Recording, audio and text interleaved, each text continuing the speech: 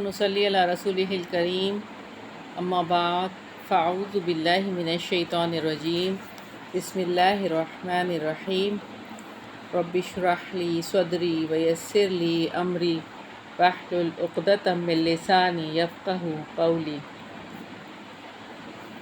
7ویں پارے کا آغاز کرتے ہیں اللہ رب العزت کے پاک نام سے۔ وَإِذَا سَمِعُوا مَا أُنزِلَ إِلَى الرَّسُولِ تَرَىٰ أَعْيُنَهُمْ تَفِيضُ مِنَ الدَّمْعِ مِمَّا عَرَفُوا مِنَ الْحَقِّ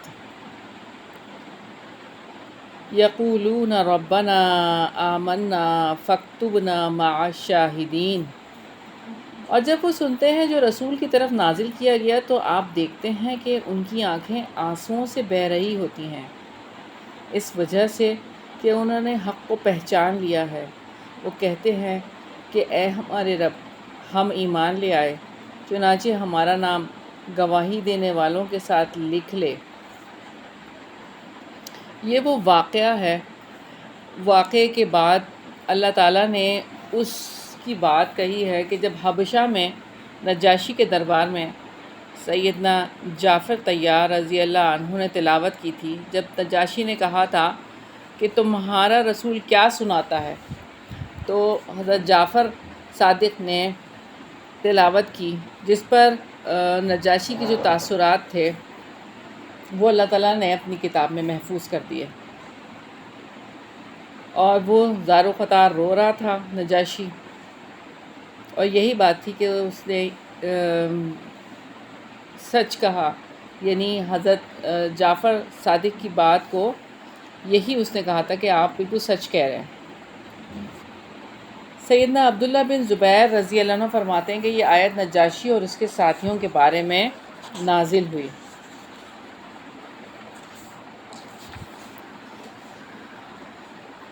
اور یہاں پہ یہ جو بات ہے وَيَقُولُونَ رَبَّنَا آمَنَّا فَاكْتُبْنَا مَعَ الشَّاهِدِينَ، کہ وہ کہتے ہیں کہ اے ہمارے رب، ہم ایمان لے آئے، چنانچہ ہمارا نام گواہی دینے والوں کے ساتھ لکھ لے۔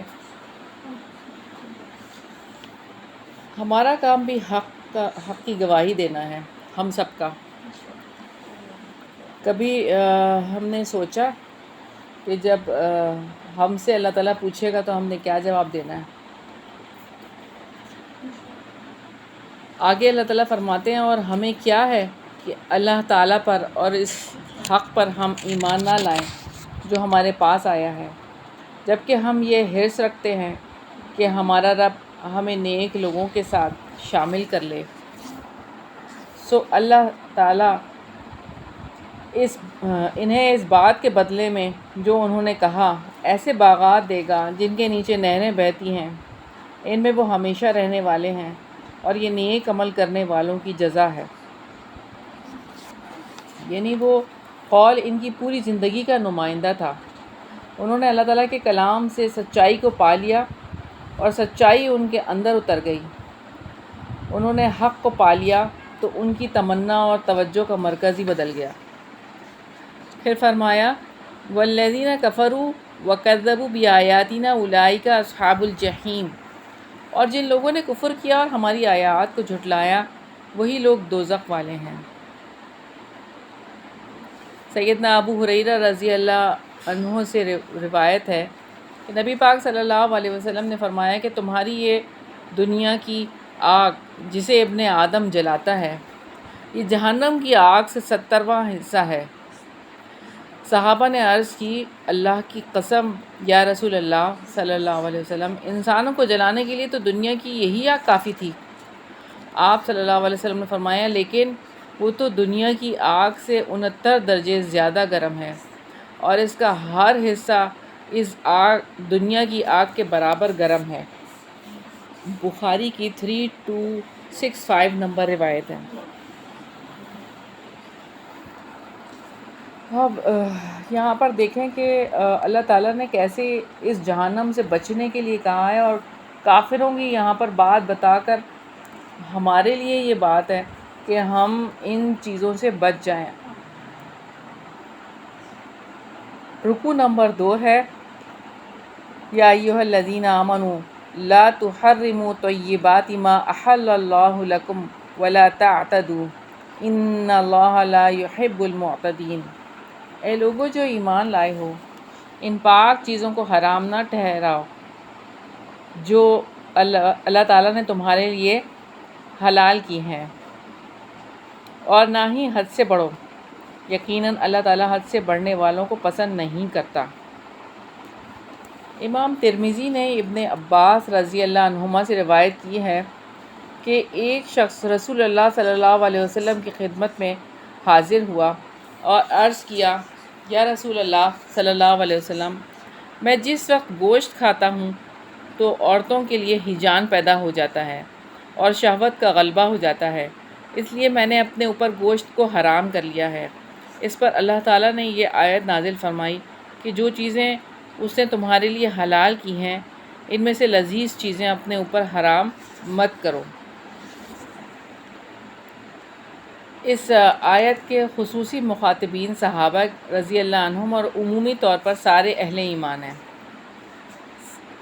سیدہ عائشہ رضی اللہ عنہا سے روایت ہے، رسول اللہ صلی اللہ علیہ وسلم نے فرمایا کہ گناہ کی نظر ماننا درست نہیں، اور اس کا کفارہ وہی ہے جو قسم کا کفارہ ہے۔ یہ ابو داؤد کی روایت ہے۔ وَكُلُوا مِمَّا رَزَقَكُمُ اللَّهُ حَلَالًا طَيِّبًا، اور اللہ تعالیٰ نے تمہیں جو حلال پاکیزہ چیزیں دی ہیں ان میں سے کھاؤ، اور اللہ تعالیٰ سے ڈرو جس پر تم ایمان لانے والے ہو۔ اللہ تعالیٰ تمہاری لفظ قسموں پر تمہاری گرفت نہیں کرے گا، لیکن وہ ان قسموں پر تمہاری گرفت کرے گا جنہیں تم نے پختہ کیا ہو۔ چنانچہ اس کا کفارہ 10 مسکینوں کو اوس درجے کا کھانا کھلانا ہے جو تم اپنے اہل و عیال کو کھلاتے ہو، یا انہیں کپڑے پہنانا ہے، یا ایک غلام آزاد کرنا ہے۔ چنانچہ جو یہ نہ پائے تو 3 دن کے روزے رکھنا ہے۔ یہ تمہاری قسموں کا کفارہ ہے جب تم قسم کھا بیٹھو، اور اپنی قسموں کی حفاظت کرو۔ اللہ تعالیٰ اس طرح اپنے احکامات تمہارے لیے بیان کرتا ہے تاکہ تم شکر ادا کرو۔ تو یہاں پہ جو بات ہے قسم کا کفارہ، ویسے تو لفظ قسموں پر کوئی کفارہ نہیں ہے، جیسے کوئی عادتاً کہہ دے قسم سے یا اس طرح سے، لیکن جو واقعتاً کوئی قسم اس طرح کی کھا بیٹھے اور وہ توڑ دے اس کو، تو اس کا کفارہ کیا ہے؟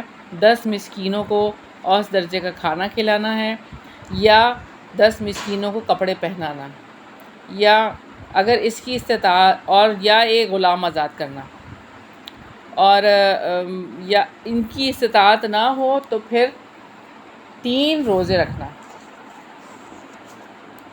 تو قسموں پر حق جو کفارہ اللہ تعالیٰ نے رکھا، اس کا مقصد کیا ہے کہ اس کو ہلکا نہ سمجھا جائے، اور یہ کہ قسم بھی ایک طرح سے عہد ہوتا ہے، اس لیے اس کو پورا کرنا چاہیے۔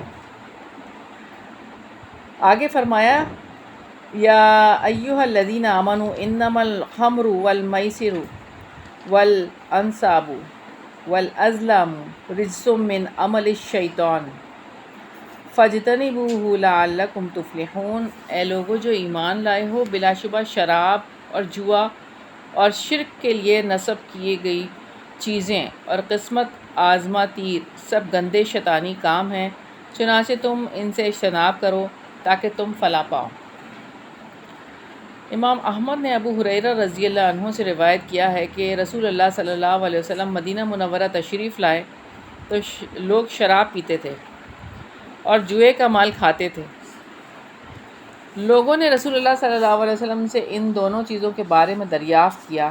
اس وقت یہ آیت نازل ہوئی، یسألونک عن الخمر والمیسر، آخر تک۔ تو لوگوں نے کہا کہ اس آیت میں اللہ تعالیٰ نے ہم پر ان چیزوں کو حرام نہیں کیا بلکہ بڑے گناہ کو بیان کیا ہے، چنانچہ حسب سابق سب لوگ شراب پیتے رہے۔ اسی دوران مہاجرین میں سے ایک شخص نے اپنے ساتھیوں کو نماز پڑھائی تو قرأت میں گڑبڑ کی، تو اس وقت اللہ تعالیٰ نے اس سے سخت حکم نازل فرمایا کہ یا ایھا الذین آمنوا انما الخمر والمیسر سے منتہون تک، یعنی جب نماز کے لیے یا عبادت کے لیے جاؤ تو نشہ نہ کرو۔ اس آیت کے نزول پر صحابہ کرام بولے کہ اے ہمارے پروردگار ہم باز آ گئے. اچھا الخمر سے مراد شراب، یعنی ہر وہ چیز خمر ہے جو عقل کو ڈھانپ لے، یعنی عقل پر نشے کا پردہ ڈال دے. شراب انسان کے اندر سے لطیف انسانی احساسات کو ختم کر دیتی ہے. اور والمیسر یعنی جوا، وہ تمام مقابلے جن میں دونوں پارٹیوں کی طرف سے جیتنے والے کے لیے عوض مقرر کیا گیا، مثلا گھڑ دوڑ وغیرہ، جو انسان کی بے غرضی کو ختم کر دیتا ہے. والانصاب آستانے، اس سے مراد وہ بت وغیرہ ہیں جن کو نصب کیا جاتا ہے اور اللہ تعالیٰ کی بجائے ان کی عبادت کی جاتی ہے. اور یہاں پہ اللہ تعالیٰ نے اس کو رجس کہا، یعنی گندگی کہا ہے. یہ تمام گندے کام ہیں جن کی گندگی سے اجتناب کرنا ضروری ہے. اور پھر ایک اور بات اللہ تعالیٰ نے یہاں پہ فرمائی ہے، من عمل الشیطان، تو شیطانی کام ہے. یہ تمام کام شیطانی اعمال ہیں جن سے بچنا اس لیے واجب ہے کہ شیطان انسان کا دشمن ہے، اور دشمن کی سازشوں سے اور ان اعمال سے بچنے کی کوشش کی جاتی ہے جن میں ملوث کر کے دشمن ہلاک کرنا چاہتا ہے. تو بات یہی ہے کہ اپنے کھلے دشمن سے دور رہنے کے ساتھ ساتھ ان اعمال سے اور ان میں پڑ جانے سے بھی بچنا چاہیے. بلا شبہ شیطان یہی ارادہ رکھتا ہے کہ شراب اور جوئے کے ذریعے تمہارے درمیان دشمنی اور بغض ڈال دے اور تمہیں اللہ تعالیٰ کی یاد اور نماز سے روک دے. تو کیا تم باز آنے والے ہو؟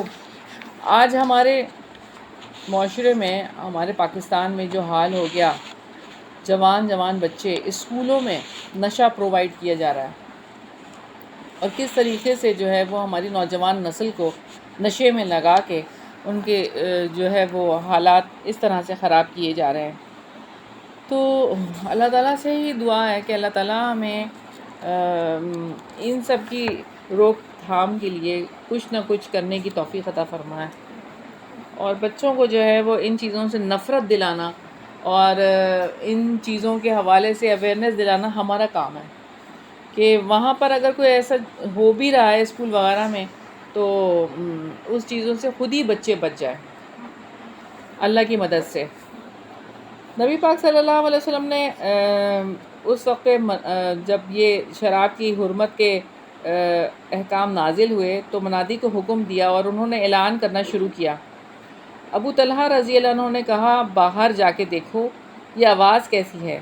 بیان کیا کہ میں باہر آیا اور کہا کہ ایک منادی اعلان کر رہا ہے کہ خبردار ہو جاؤ، شراب حرام ہو گئی ہے. یہ سنتے ہی انہوں نے مجھ سے کہا کہ جاؤ اور شراب بہا دو. راوی نے بیان کیا مدینے کی گلیوں میں شراب بہنے لگی.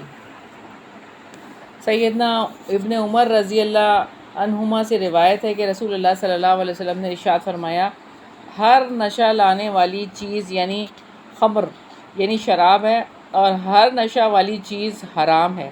اور جو شخص دنیا میں شراب پیے گا اور اس حال میں مر گیا کہ شراب پیتا رہا اور توبہ نہ کی تو آخرت میں شراب نہیں پیے گا اور جنت کی شراب سے محروم ہوگا اگر جنت کا داخلہ نصیب ہو گیا.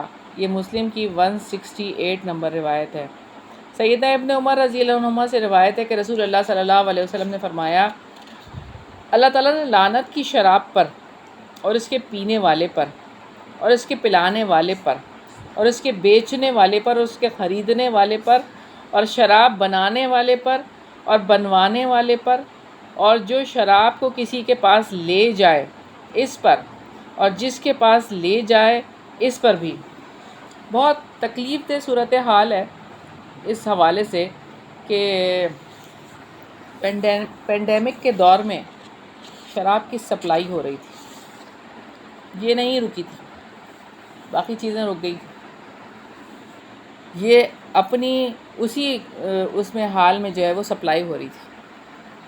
اللہ تعالیٰ ہم سب کو معاف کرے کہ بہت زیادہ فتنوں کا دور عروج پہ ہے.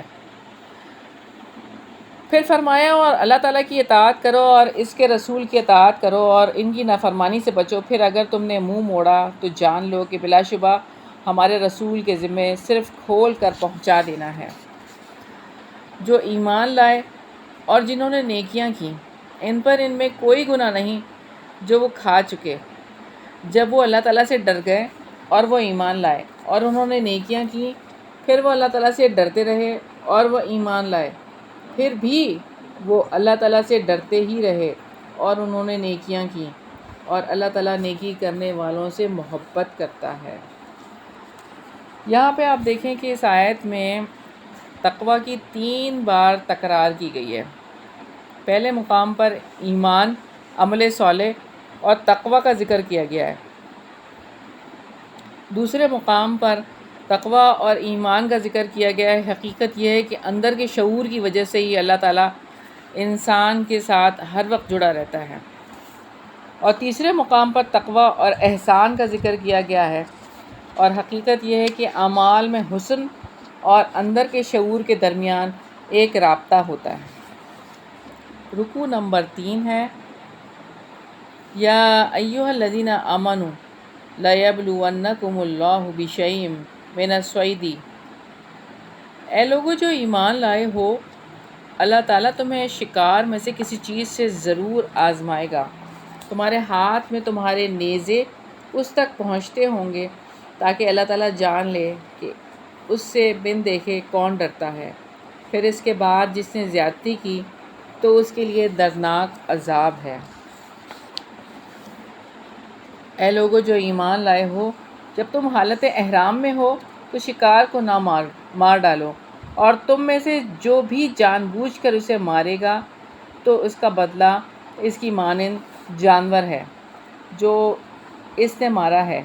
اس کا فیصلہ تم میں سے 2 عادل آدمی کریں گے۔ یہ کعبہ پہنچنے والی قربانی ہے یا کفارے میں مسکینوں کا کھانا ہے، یا اس کے برابر روزے ہیں، تاکہ وہ اپنے کام کا مزہ چکھے۔ جو کچھ گزر چکا اللہ تعالیٰ نے اسے معاف کر دیا، اور جس نے دوبارہ یہی کیا تو اللہ تعالیٰ اس سے انتقام لے گا، اور اللہ تعالیٰ سب پر غالب بڑے انتقام والا ہے۔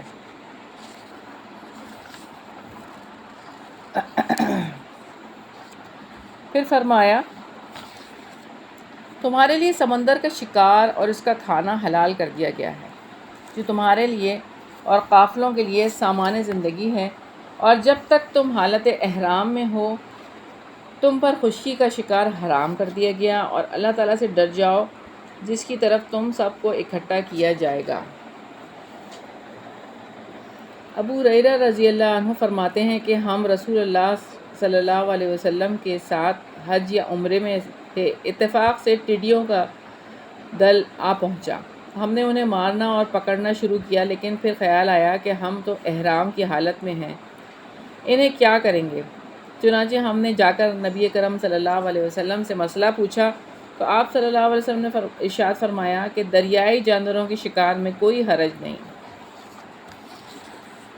پھر فرمایا، اللہ تعالیٰ نے حرمت والے گھر کعبہ کو لوگوں کے قیام کا ذریعہ بنایا ہے، اور حرمت والے مہینوں کو بھی، اور قربانی کے جانوروں کو بھی، اور پٹے ڈالے گئے جانوروں کو بھی۔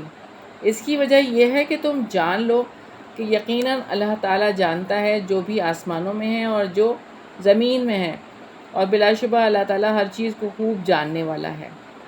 اللہ تعالیٰ نے حرمت والے گھر یعنی کعبہ کو لوگوں کے قیام کا ذریعہ بنایا ہے، یعنی اس کی تعظیم کے قیام کے ساتھ ان کا دین اور دنیا قائم ہے۔ کعبہ کے ساتھ ان کے اسلام کی تکمیل ہوتی ہے، ان کے بوجھ ہلکے ہوتے ہیں، اس گھر کا قصد کرنے سے زیادہ نوازشیں اور احسانات حاصل ہوتے ہیں، اسی کعبہ کے سبب سے اموال خرچ کیے جاتے ہیں، اور اس کی خاطر بڑے بڑے احوال میں گھسا جاتا ہے۔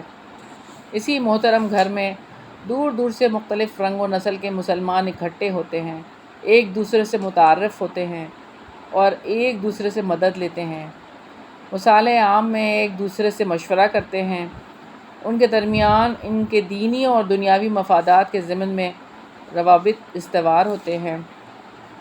تو کعبہ تو اللہ تعالیٰ نے محترم گھر کو لوگوں کے لیے اجتماعی زندگی کے قیام کا ذریعہ بنایا۔ ہر سال بیت اللہ کا حج کرنا فرض کنایہ ہے۔ اگر تمام لوگ حج چھوڑ دیں تو تمام وہ لوگ گناہ گار ٹھہریں گے جو حج کرنے کی قدرت رکھتے ہیں بلکہ اگر تمام لوگ حج چھوڑ دیں تو ان کی اجتماعی زندگی کا سہارا ختم ہو جائے گا اور قیامت قائم ہو جائے گی۔ آج یعنی کہ کافی عرصے کے بعد کعبہ میں کچھ رونق آئی ہے، اور اللہ تعالیٰ سے دعا کرتے ہیں کہ اللہ تعالیٰ سب کا جانا آسان بنا دے، اور جتنی اس کی عمرے کی اور حج کی قیمتیں بڑھ گئی ہیں تو اللہ تعالیٰ سب کے لیے آسانی پیدا کر دے کہ ریزنیبل ہو جائیں، سب آرام سے جا کے کر سکیں۔ اور اللہ تعالیٰ سے دعا ہے کہ اللہ تعالیٰ ہم سب کو رمضان میں عمرہ کرنے کی سعادت نصیب فرمائے۔ پھر فرمایا جان لو کہ اللہ تعالیٰ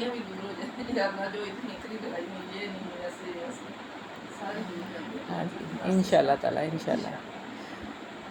آگے فرمایا جان لو کہ اللہ تعالیٰ یقیناً سخت سزا دینے والا ہے، اور بلا شبہ اللہ تعالیٰ بے حد بخشنے والا نہایت رحم والا ہے۔ تو اللہ تعالیٰ چاہتے ہیں کہ جو مومن اللہ تعالیٰ کے حکم کو پورا کرتے ہیں وہ مطمئن ہو جائیں کہ اللہ تعالیٰ بہترین جزا دینے والا منصف ہے، اور اللہ تعالیٰ یہ بھی چاہتے ہیں کہ مومن یہ جان لیں کہ اپنے اعمال ہی کام آنے والے ہیں، اور مومن کے ذہن میں اس حقیقت کو تازہ کرتے ہیں کہ اگرچہ وہ بظاہر دکھائی نہیں دیتا مگر وہ زندہ ہے، موجود ہے، حکم دیتا ہے، مومنوں کی نگرانی کرتا ہے، ان کے اعمال کا حساب رکھتا ہے، ان کو جزا دیتا ہے اور ان کو سزا دیتا ہے۔ یہ شعور انسان کو اس قابل بناتا ہے کہ انسان اللہ تعالیٰ کا سچا بندہ بن کر رہ سکے۔ پھر فرمایا رسول پر پہنچا دینے کے سوا کوئی ذمہ داری نہیں، اور اللہ تعالیٰ جانتا ہے جو بھی تم ظاہر کرتے ہو اور جو بھی تم چھپاتے ہو۔ قُل لَّا يَسْتَوِي الْخَبِيثُ وَالطَّيِّبُ وَلَوْ أَعْجَبَكَ كَثْرَةُ الْخَبِيثِ وَاتَّقُوا اللَّهَ يَا أُولِي الْأَلْبَابِ لَعَلَّكُمْ تُفْلِحُونَ۔ آپ کہہ دیں ناپاک اور پاک برابر نہیں، اور اگرچہ ناپاک کی کثرت تمہیں اچھی لگے، چنانچہ اللہ تعالیٰ سے ڈر جاؤ اے عقل والو تاکہ تم کامیاب ہو جاؤ۔ سیدنا جابر رضی اللہ عنہ سے روایت ہے کہ نبی پاک صلی اللہ علیہ وسلم نے شراب کی حرمت کا ذکر کیا تو ایک بدو کھڑا ہوا۔ اس نے کہا میں تو اس کی تجارت کرتا ہوں، میں نے اس پر سے مال حاصل کیا ہے، اگر میں وہ مال اللہ تعالیٰ کی اطاعت کے لیے لگاؤں تو کیا مجھے وہ نفع دے گا؟ اس پر نبی کریم صلی اللہ علیہ وسلم نے فرمایا کہ بے شک اللہ تعالیٰ پاک ہے اور پاک کے سوا کچھ قبول نہیں کرتا۔ اپنے رسول کی تصدیق کے لیے اللہ تعالیٰ نے یہ آیت نازل کی قُل لَا يَسْتَوِي الْخَبِيثُ وَالطَّيِّبُ۔ سیدنا عبداللہ بن مسعود رضی اللہ عنہ سے روایت ہے کہ رسول اللہ صلی اللہ علیہ وسلم نے ارشاد فرمایا کہ جو بھی کوئی بندہ حرام مال کمائے گا پھر اس میں سے صدقہ کرے گا تو قبول نہ کیا جائے گا، اور اس میں سے خرچ کرے گا اس میں برکت نہ ہوگی، اور اپنے پیچھے چھوڑ جائے گا تو یہ اس کے لیے دوزخ میں جانے کا توشہ ہوگا۔ بے شک اللہ تعالیٰ برائی کو برائی سے نہیں مٹاتا، یعنی مال خبیث کما کر اس میں سے صدقہ کر دے تو اس صدقے سے حرام مال پاک نہ ہو جائے گا اور حرام کمانے کا گناہ معاف نہ ہوگا۔ رکوع نمبر 4 ہے اے لوگو جو ایمان لائے، ایسی چیزوں کے بارے میں سوال نہ کرو کہ اگر وہ تم پر ظاہر کر دی جائیں تو تمہارے لیے ناگوار گزریں، اور اگر تم ان کے بارے میں سوال کرو جب قرآن نازل کیا جا رہا ہو تو وہ تمہارے لیے ظاہر کر دی جائیں گی۔ اللہ تعالیٰ نے ان سے درگزر فرمایا ہے، اور اللہ تعالیٰ بے حد بخشنے والا نہایت بردبار ہے۔ اللہ تعالیٰ نے ایمان والوں کو ایسے سوالات کرنے سے روکا ہے جن کو اگر بیان کر دیا جائے تو وہ ان کو برے لگے۔ مثلا رسول اللہ صلی اللہ علیہ وسلم سے لوگوں نے اپنے آبا کے جنت یا جہنم میں ہونے کے بارے میں سوال کیے، اگر آپ صلی اللہ علیہ وسلم جواب دے دیتے تو انہیں تکلیف ہوتی، یعنی انہیں بتا دیتے یہ فلاں جہنمی ہے، فلاں جہنم میں ہے، تو ظاہر تکلیف ہوتی نا۔ تو ایسے امور کے بارے میں سوال کیے جن سے کوئی شرعی شدت ظاہر ہوتی اور امت حرج میں مبتلا ہو جاتی، اس لیے لایعنی سوالات کرنے سے منع کیا ہے۔ پھر فرمایا بے شک تم سے پہلے کچھ لوگوں نے اس کے بارے میں سوال کیا، پھر وہ ان سے کفر کرنے والے ہو گئے۔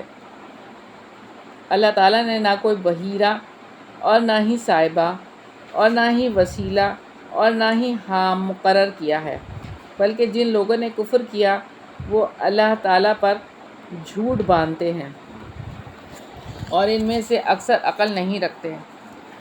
صاحبہ وہ اونٹنی یا گائے یا بکری جو بوڑھی ہو جاتی تو اسے صاحبہ کہا جاتا، اسے آزاد چھوڑ دیا جاتا، نہ اس پر بوجھ لادا جاتا، نہ اس پر سواری کی جاتی اور نہ ہی اس کا گوشت کھایا جاتا۔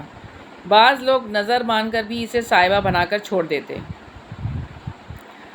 اور یہ کہ جس اونٹنی کے پے در پے 10 اونٹنیاں پیدا ہوتی اسے چھوڑ دیتے، نہ سواری لیتے، نہ بال کاٹتے، نہ دودھ دھوتے، اور اسی کا نام صاحبہ رکھتے۔ صرف مہمان کے لیے تو دودھ نکال لیتے، ورنہ اس کا دودھ یوں ہی رہتا۔ اور جو وسیلہ تھا کہ ایسی بکری کو کہتے ہیں جس کا پہلا بچہ مادہ ہو اور دوسری بار بھی مادہ ہو، یعنی دونوں کے درمیان اتصال ہو گیا، یعنی دونوں جو ہے وہ مادہ، ایسی اونٹنی کو وہ بتوں کے نام پر ذبح کر دیتے تھے۔ اور وسیلہ وہ اونٹنی تھی جس کے پہلو جو پہلے بچے تھے وہ 2 اوپر تلے مادہ ہوں۔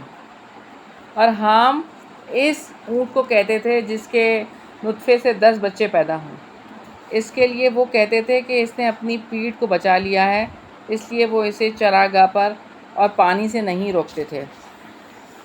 پھر فرمایا اور جب ان سے کہا جاتا ہے کہ جو اللہ تعالیٰ نے اتارا ہے اس کی طرف آؤ اور رسول کی طرف آؤ، تو وہ کہتے ہیں ہمیں وہی کافی ہے جس پر ہم نے اپنے آباء و اجداد کو پایا ہے، اور کیا اگرچہ ان کے آباء و اجداد کچھ بھی نہ جانتے ہوں اور نہ ہی وہ ہدایت پاتے ہوں۔ اے لوگو جو ایمان لائے ہو، تم پر اپنی جانوں کی حفاظت لازم ہے۔ جب تم ہدایت پا جاؤ تو جو گمراہ ہو وہ تمہیں نقصان نہیں پہنچائے گا۔ تم سب نے اللہ تعالیٰ ہی کی طرف لوٹ کر جانا ہے، چنانچہ وہ تمہیں بتا دے گا جو بھی تم عمل کرتے تھے۔ اللہ تعالیٰ نے مسلمانوں کو حکم دیا ہے کہ وہ اپنی اصلاح کرتے رہیں اور نیک اعمال میں سرگرم عمل رہیں۔ مسلمانوں پر اللہ تعالیٰ نے اپنے نفس کی اصلاح، اپنے آپ کو صراط مستقیم پر چلانے کی کوشش کرتے رہنے اور اپنے نفس کو کمال تک پہنچانے کو لازم کر دیا ہے۔ نبی اکرم صلی اللہ علیہ وسلم نے فرمایا کہ تاریک رات کے ٹکڑوں کی طرح فتنوں کے واقع ہونے سے پہلے تم نیک اعمال کرنے میں جلدی کرو۔ صبح کو آدمی ایماندار ہوگا اور شام کو کافر ہو جائے گا، اور شام کو ایماندار ہوگا اور صبح کو کافر ہو جائے گا۔ لوگ دین کو دنیا کے سامان کی خاطر فروخت کر دیں گے۔ یہ ترمذی کی 2195 نمبر روایت ہے۔ یا ایھا الذین آمنوا شہادۃ بینکم، اے لوگو جو ایمان لائے ہو، تمہارے درمیان وصیت کے وقت گواہی ہو۔ جب تم میں سے کسی کی موت آ جائے، تم میں سے 2 عادل آدمیوں کی یا غیروں میں سے 2 گواہ ہوں۔ اگر تم زمین میں سفر کر رہے ہو پھر موت کی مصیبت تمہیں پہنچے، اگر تمہیں شک ہو تو دونوں گواہوں کو نماز کے بعد روک رکھو، پھر وہ اللہ تعالیٰ کی قسم کھا کر کہیں کہ ہم اس کے بدلے کوئی قیمت نہیں لیں گے، اگرچہ کوئی قرابت دار ہی کیوں نہ ہو، اور نہ ہی اللہ تعالیٰ کی گواہی کو ہم چھپائیں گے، بلا شبہ اس وقت ہم ضرور گناہگاروں میں سے ہوں گے۔ پھر اگر معلوم ہو کہ وہ دونوں واقعتاً گناہ کے مرتکب ہوئے ہیں تو جن کا حق مارا گیا ہے ان میں سے دوسرے 2 افراد جو وصیت کرنے والے کے قریب ترین ہوں ان کی جگہ کھڑے ہوں، پھر وہ دونوں اللہ تعالیٰ کی قسم کھا کر کہیں گے کہ ہماری گواہی ان دونوں کی گواہی سے زیادہ مبنی برحق ہے اور ہم نے کوئی زیادتی نہیں کی، بلا شبہ اس وقت ہم یقیناً ظالموں میں سے ہوں گے۔ یہی طریقہ قریب ترین ہے کہ لوگ اس طریقے پر گواہی دیں یا وہ ڈریں کہ دوسروں کی قسموں کے بعد ان کی قسمیں رد کر دی جائیں گی، اور اللہ تعالیٰ سے ڈر جاؤ اور سنو اور اللہ تعالیٰ نافرمان لوگوں کو ہدایت نہیں دیتا۔ رکوع نمبر 5 ہے، جس دن اللہ تعالیٰ تمام رسولوں کو جمع کر کے پوچھے گا تمہیں کیا جواب ملا تھا، وہ کہیں گے ہمیں کچھ علم نہیں، بلا شبہ بہت زیادہ غیب جاننے والے آپ ہی ہیں۔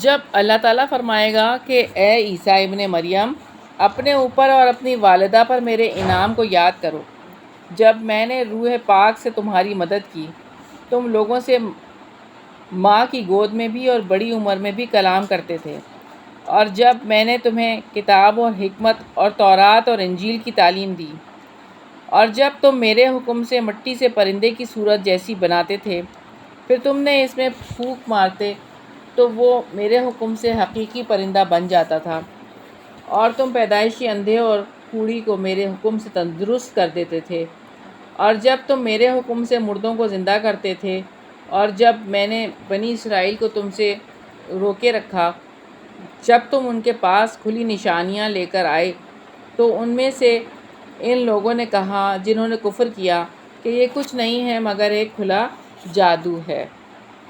سیدنا عیسیٰ علیہ السلام کو اس عمر میں رسالت، بھلائیوں کی طرف دعوت اور برائیوں سے روکنے کی ذمہ داری عطا کی گئی، اور دیگر اولو العزم انبیاء مرسلین کو بڑی عمر میں یہ ذمہ داری عطا کی گئی تھی۔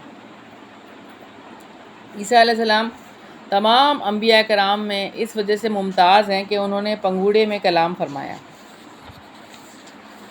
پھر فرمایا، اور جب میں نے حواریوں کے دل میں ڈال دیا کہ مجھ پر اور میرے رسول پر ایمان لاؤ، انہوں نے کہا کہ ہم ایمان لائے ہیں اور آپ گواہ ہیں کہ یقیناً ہم فرما بردار ہیں۔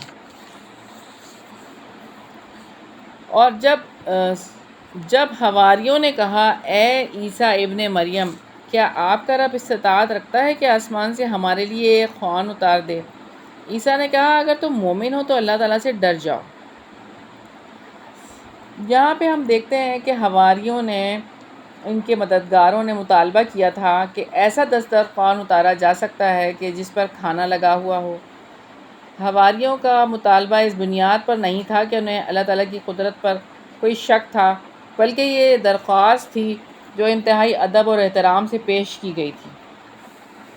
اور یہ ہے کہ رزق کا مطالبہ بظاہر کوئی عجیب بات نہیں ہے، ہر ایک اللہ تعالیٰ ہی سے رزق پا رہا ہے، لیکن ہر ایک کو اسباب کے پردے میں مل رہا ہے، جبکہ حواریوں کا مطالبہ یہ تھا کہ بغیر ظاہری سبب کے رزق پائیں۔ اس لیے عیسیٰ علیہ السلام نے انہیں ایمان یاد دلایا اور اللہ تعالیٰ سے ڈرایا کہ یہ مطالبات ایمان کا نہیں، انکار کا نتیجہ ہوتے ہیں۔ پھر فرمایا، حواریوں نے کہا ہم چاہتے ہیں کہ اس میں سے ہم کھائیں اور ہمارے دل مطمئن ہو جائیں، اور ہم جان لیں کہ آپ نے ہم سے واقعی سچ ہی کہا ہے، اور ہم اس پر گواہی دینے والوں میں سے ہو جائیں۔ عیسیٰ ابن مریم نے دعا کی، اے اللہ ہمارے رب، آسمان سے ہم پر ایک خوان اتار جو ہمارے پہلوں اور پچھلوں کے لیے عید ہو اور تیری طرف سے ایک نشانی ہو، اور ہمیں رزق عطا فرما، اور تو رزق عطا کرنے والوں میں سے بہترین ہے۔ عیسیٰ علیہ السلام نے ایسا خوان نازل کرنے کی دعا کی کہ وہ وقت عید اور یادگار بن جائے، تاکہ اس معجزے کو یاد رکھا جائے اور اسے بھلایا نہ جائے۔ اللہ تعالیٰ نے مسلمانوں کی عیدیں اور عبادات کے دن مقرر فرمائے ہیں جو اس کی آیات کی یاد دلاتے ہیں، اور انبیاء و مرسلین کی سنت اور ان کا سیدھا راستہ اور ان پر اللہ تعالیٰ کے فضل اور احسان کی طرف توجہ مبذول کرواتے ہیں۔ پھر فرمایا، اللہ تعالیٰ نے فرمایا، میں وہ خوان تم پر نازل کرنے والا ہوں، چنانچہ اس کے بعد تم میں سے جو شخص ناشکری کرے گا تو اس کو میں یقیناً ایسا عذاب دوں گا جو جہانوں میں سے کسی کو نہ دیا ہوگا۔ اللہ تعالیٰ نے وعید سنائی لیکن نازل کرنے کا ذکر نہیں فرمایا۔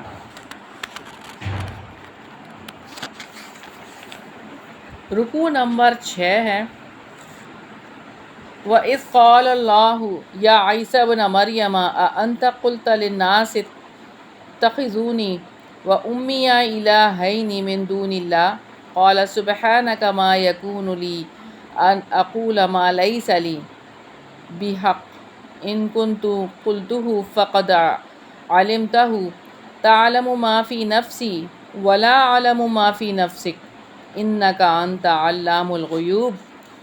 اور جب اللہ تعالیٰ فرمائے گا کہ اے عیسیٰ ابن مریم، کیا تم نے لوگوں سے کہا تھا کہ مجھے اور میری ماں کو اللہ تعالیٰ کے علاوہ معبود بناؤ؟ وہ کہے گا آپ پاک ہیں، میرا یہ کام نہ تھا کہ میں وہ بات کہتا جس کا مجھے کوئی حق نہ تھا۔ اگر میں نے وہ کہا ہوتا تو یقیناً آپ کے علم میں ہوتا۔ آپ جانتے ہیں جو میرے نفس میں ہیں اور میں وہ نہیں جانتا جو آپ کے نفس میں ہے، بلا شبہ آپ ہی پوشیدہ باتوں کو خوب جاننے والے ہیں۔ تو یہاں پہ یہ جو بات ہے انک انت علام الغیوب، تنہائی میں بھی میرا رب مجھے دیکھ رہا ہے، اور اس کا یقین ہمیں روزے کی حالت میں ہوتا ہے، اور اس کا یقین ہم روزے کی حالت میں مشاہدہ کرتے ہیں کہ تنہا ہوتے ہوئے بھی ہم اگر کچھ نہیں کھاتے پیتے تو یہ والی بات ہے کہ اللہ تعالیٰ مجھے دیکھتا ہے اور دیکھ رہا ہے۔ پھر فرمایا میں نے ان سے اس کے سوا کوئی بات نہیں کہی جس کا آپ نے مجھے حکم دیا کہ اللہ تعالیٰ کی عبادت کرو جو میرا بھی رب ہے اور تمہارا بھی رب ہے، اور میں ان پر گواہ تھا جب تک کہ میں ان میں موجود تھا۔ پھر جب تو نے مجھے اٹھا لیا تو ان پر تو ہی نگران تھا اور تو ہر چیز پر گواہ ہے۔ ابن عباس رضی اللہ عنہما نے بیان کیا کہ رسول اللہ صلی اللہ علیہ وسلم نے فرمایا کہ تمہیں قیامت کے دن جمع کیا جائے گا اور کچھ لوگوں کو جہنم کی طرف لے جایا جائے گا۔ اس وقت میں بھی وہی کہوں گا جو نیک بندے نے کہا ہوگا، میں ان کا حال دیکھتا رہا جب تک کہ میں ان کے درمیان رہا۔ یعنی یہ آیت کا جو ٹکڑا ہے وَكُنْتُ عَلَيْهِمْ شَهِيدًا مَا دُمْتُ فِيهِمْ، کہ جب تک میں ان کے اندر رہا میں گواہ رہا، اور جب میں آ گیا تو مجھے نہیں پتا کہ انہوں نے کیا کیا۔ یہ صحیح بخاری کی 4626 نمبر روایت ہے۔ آج اللہ کے رسول صلی اللہ علیہ وسلم کی امانت ہمارے پاس ہے اور ہم اس پر گواہی دینے والے ہیں، اور ہماری گواہی بھی لی جائے گی قیامت کے دن۔ تو اللہ تعالیٰ سے دعا ہے کہ اللہ تعالیٰ ہمیں اس کا حق ادا کرنے والا بنا دے۔ ان تعذبہم فإنہم عبادک وإن تغفر لہم فإنک انت العزیز الحکیم، اگر تو ان کو سزا دے تو یقیناً وہ تیرے ہی بندے ہیں، اور اگر تو انہیں بخش دے تو یقیناً تو سب پر غالب کمال حکمت والا ہے۔ حافظ ابن کثیر لکھتے ہیں کہ اس آیت کی بڑی شان اور اس کے بارے میں ایک عجیب خبر ہے۔ سیدنا ابو ذر رضی اللہ عنہ بیان کرتے ہیں کہ رسول اللہ صلی اللہ علیہ وسلم ایک مرتبہ ساری رات صبح تک اسی ایک آیت کریمہ کو بار بار پڑھتے رہے۔ پھر فرمایا اللہ تعالیٰ فرمائے گا کہ یہ وہ دن ہے جس میں سچوں کو ان کی سچائی نفع دے گی، ان کے لیے باغات ہیں جن کے نیچے سے نہریں بہہ رہی ہیں، ان میں ابداً آباد تک ہمیشہ رہنے والے ہوں گے۔ اللہ تعالیٰ ان سے راضی ہوا اور وہ اللہ تعالیٰ سے راضی ہوئے، یہی بہت بڑی کامیابی ہے۔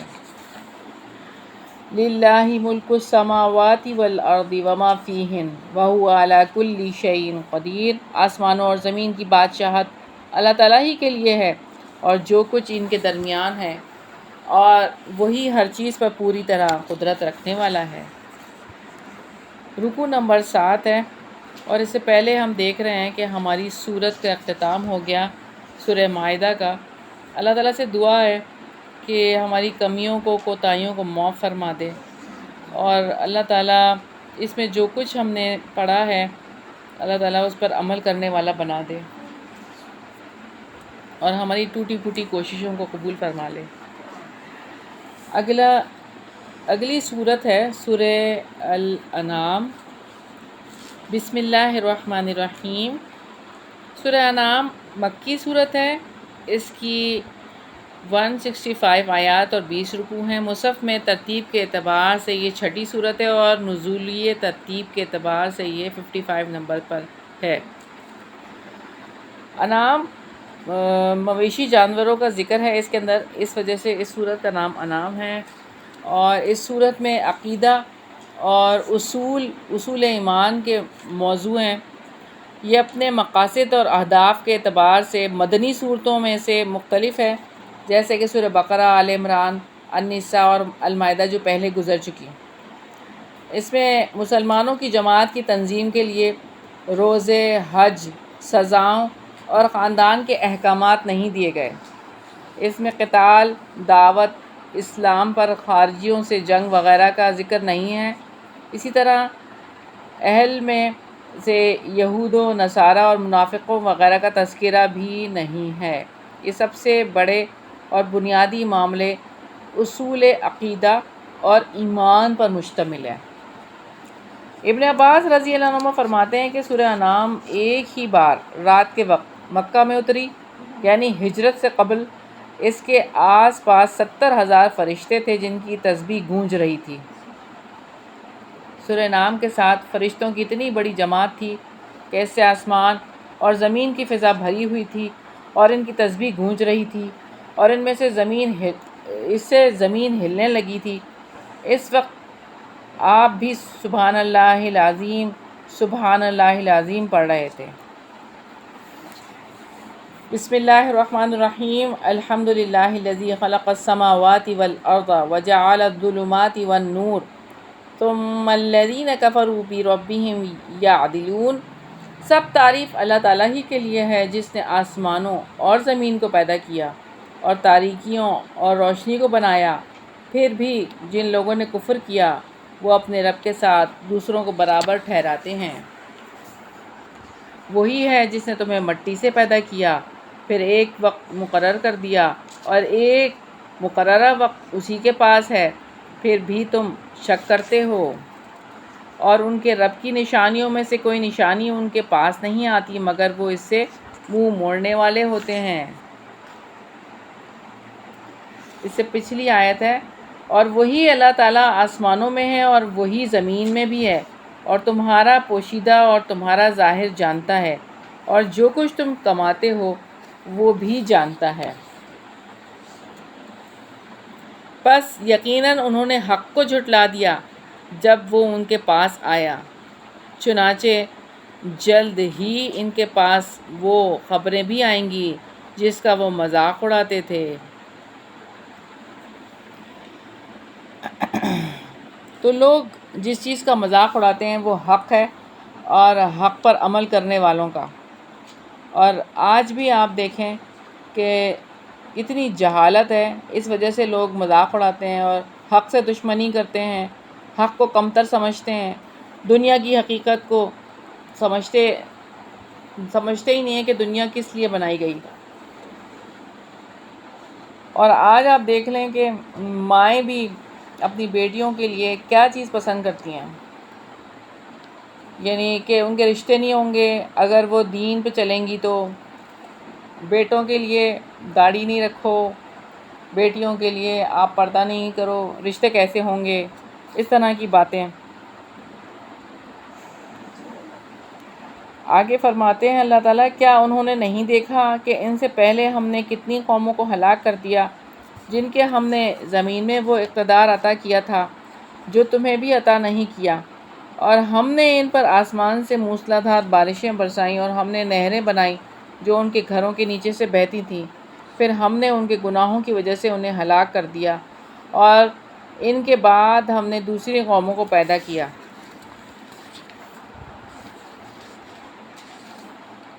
اور اگر ہم آپ پر کاغذ میں لکھی ہوئی کتاب نازل کرتے کہ جسے وہ اپنے ہاتھوں سے چھوتے، تب بھی کفر کرنے والے ضرور یہی کہتے کہ کھلے جادو کے سوا یہ کچھ نہیں۔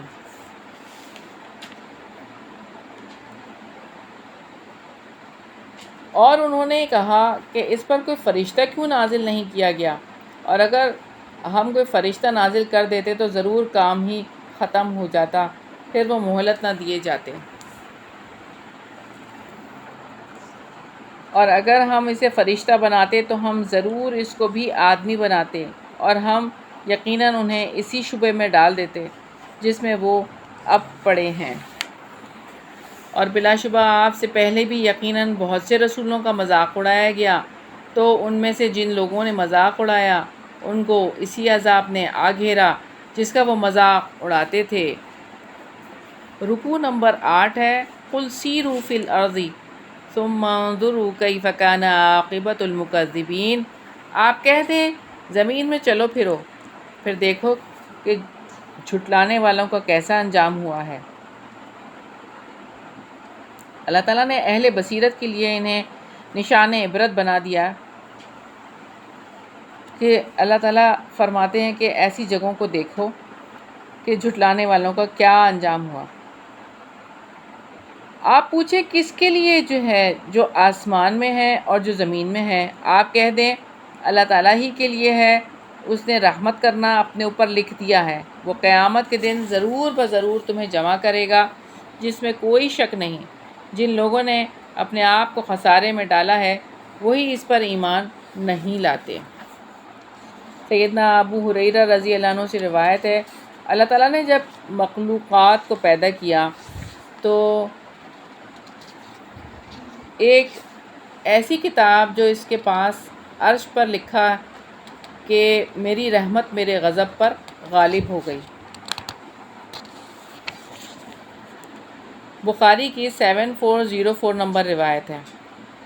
سیدنا عمر بن خطاب رضی اللہ عنہ کی روایت ہے کہ رسول اللہ صلی اللہ علیہ وسلم کی خدمت میں کچھ جنگلی قیدی حاضر کیے گئے۔ ان میں ایک عورت بھی تھی جس کے پستان دودھ سے بھرے ہوئے تھے۔ جب قیدیوں میں ایک بچے پر اس کی نظر پڑی تو دوڑ کر عورت نے بچے کو پکڑ کر سینے سے چمٹا لیا اور اس کو دودھ پلایا۔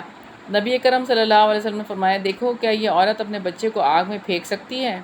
ہم نے عرض کیا نہیں، وہ ایسا کر ہی نہیں سکتی۔ فرمایا جس قدر یہ عورت اپنے بچے پر مہربان ہے اس سے زیادہ اللہ تعالیٰ اپنے بندوں پر مہربان ہے۔ یہ بخاری کی 5999 نمبر روایت ہے۔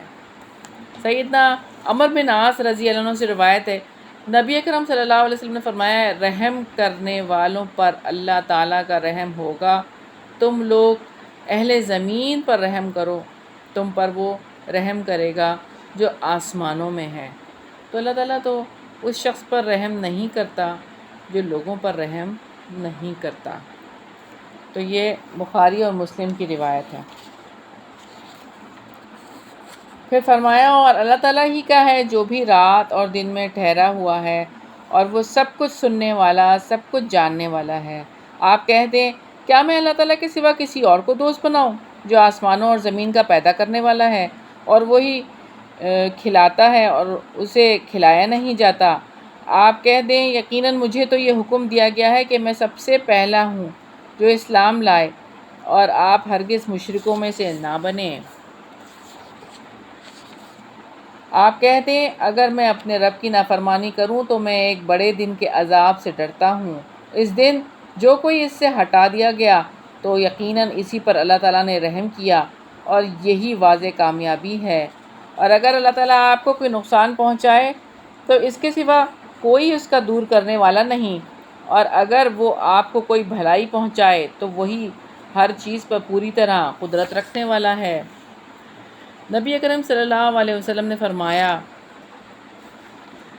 اللہم لا مانع لما اعطیت ولا معطی لما منعت ولا ینفع ذا الجد منک الجد۔ اے اللہ، تیری عطا کو کوئی روکنے والا نہیں اور تیری دی ہوئی چیز کو عطا کرنے والا کوئی نہیں، اور دولت مند کی دولت تیرے عذاب سے نہیں بچا سکتی۔ یہ مسلم کی 1342 نمبر روایت ہے۔ پھر فرمایا، اور وہ اپنے بندوں پر غالب ہے اور وہ کمال حکمت والا، ہر چیز کی پوری خبر رکھنے والا ہے۔ آپ ان سے پوچھیں کہ کون سی چیز گواہی میں سب سے بڑی ہے؟ آپ کہہ دیں اللہ تعالیٰ میرے اور تمہارے درمیان گواہ ہے، اور میری طرف یہ قرآن وحی کیا گیا ہے تاکہ میں اس کے ساتھ تمہیں بھی خبردار کروں اور انہیں بھی جن تک یہ پہنچے۔ کیا تم گواہی دیتے ہو کہ اللہ تعالیٰ کے ساتھ واقعتاً دوسرے معبود بھی ہیں؟ آپ کہہ دیں میں تو گواہی نہیں دیتا، آپ کہہ دیں وہ تو بس ایک ہی معبود ہے اور بلا شبہ میں ان سے بے تعلق ہوں جو تم شریک بناتے ہو۔ سیدنا زید بن ثابت رضی اللہ عنہ بیان کرتے ہیں کہ رسول اللہ صلی اللہ علیہ وسلم نے فرمایا، اللہ تعالیٰ ہر اس بندے کے چہرے کو تر و تازہ رکھے جو میری بات یاد کر کے آگے پہنچاتا ہے۔ یہ ترمذی کی روایت ہے، 2656 نمبر روایت ہے۔ وہ لوگ جن کو ہم نے کتاب دی ہے وہ اس کو ایسے ہی پہچانتے ہیں جیسے وہ اپنے بیٹوں کو پہچانتے ہیں۔ جن لوگوں نے اپنی جانوں کو خسارے میں ڈالا تو وہی ایمان نہیں لاتے۔ رکوع نمبر 9 ہے، وَمَنْ أَظْلَمُ مِمَّنِ افْتَرَىٰ عَلَى اللَّهِ كَذِبًا أَوْ كَذَّبَ بِآيَاتِهِ إِنَّهُ لَا يُفْلِحُ الظَّالِمُونَ۔ اور اس سے بڑا ظالم اور کون ہوگا جو اللہ تعالیٰ پر جھوٹ باندھے یا اس کی آیات کو جھٹلائے؟ ظالم یقیناً کامیاب نہیں ہوتے۔ تو شرک سچائی کے ساتھ ظلم ہے، اس لیے کہ اللہ واحد ہے، اس کا کوئی شریک نہیں ہے اور کبریائی صرف اللہ تعالیٰ کا حق ہے۔ اور جس دن ہم ان سب کو جمع کریں گے پھر ہم ان لوگوں سے پوچھیں گے جنہوں نے شرک کیا کہ تمہارے وہ شریک کہاں ہیں جن کا تم گمان کیا کرتے تھے؟ پھر ان کا اس کے سوا کوئی عذر نہ ہوگا کہ وہ کہیں گے کہ قسم ہے اللہ کی، ہمارے رب کی، ہم مشرک نہ تھے۔ حشر کے میدان میں فطرت پر پڑے ہوئے پردے ہٹ جائیں گے اور انسان کا شعور شرک کی حقیقت کو پا لے گا۔ اس وجہ سے مشرک اپنے ماضی سے کٹ کر اللہ تعالیٰ کی عظمت، اللہ تعالیٰ کی وحدانیت کا اعتراف کر لیں گے، لیکن یہ کام وہ تب کریں گے جب کوئی مفید نہیں ہوگا ان کے لیے، اور جزائے اعمال کے دن اعتراضات فائدہ مند نہ ہوں گے۔ انظر کیف کذبوا علی انفسہم، آپ دیکھیں کیسے وہ جھوٹ بولیں گے اور وہ سب ان سے گم ہو جائے گا جو وہ جھوٹ بنایا کرتے تھے۔ اور ان میں سے کچھ ایسے بھی ہیں جو آپ کی طرف کان لگاتے ہیں،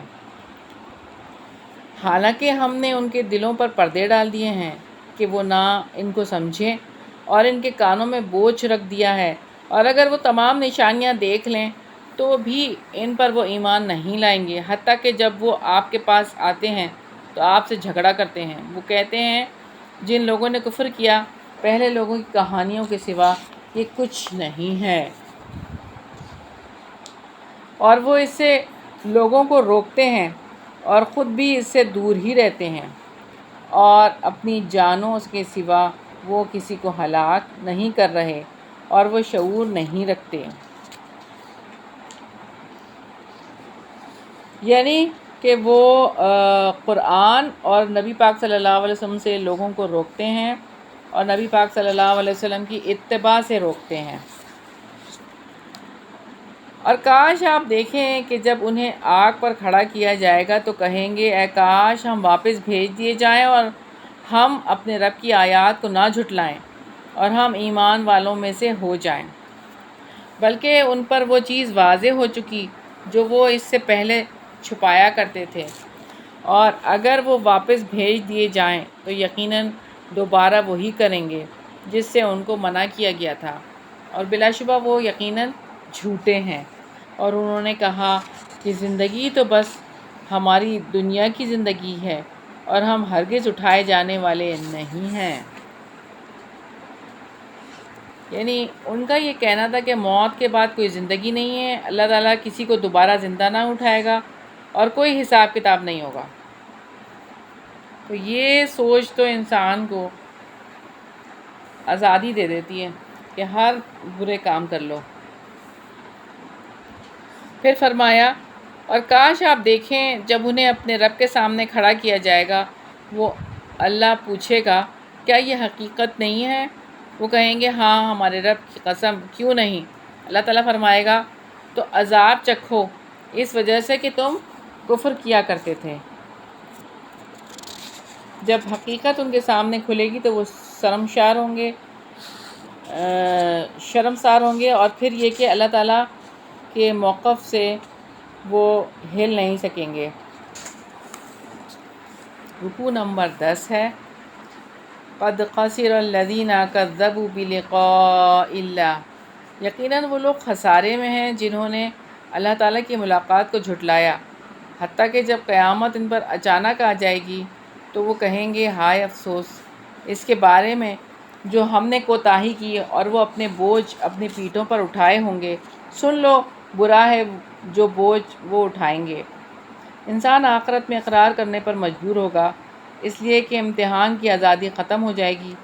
دنیا میں غافلوں کو قیامت کے آنے کی توقع نہیں ہوتی، لیکن جب وہ آ جائے گی تو اعتراف کر لیں گے کہ ہم سے بڑی کوتاہی ہوئی، اور دنیا کی زندگی کھیل تماشے کے سوا کچھ نہیں، اور آخرت کا گھر یقیناً ان لوگوں کے لیے بہت ہی بہتر ہے جو اللہ تعالیٰ سے ڈرتے ہیں۔ تو کیا تم سمجھتے نہیں؟ سیدنا ابو ہریرہ رضی اللہ عنہ سے روایت ہے کہ رسول اللہ صلی اللہ علیہ وسلم نے فرمایا، دنیا اور دنیا والے، اللہ تعالیٰ کا ذکر اور اس کا دم بھرنے والوں، اور عالم اور متعلم کو چھوڑ کر سب ملعون ہیں۔ یہ ترمذی کی روایت ہے۔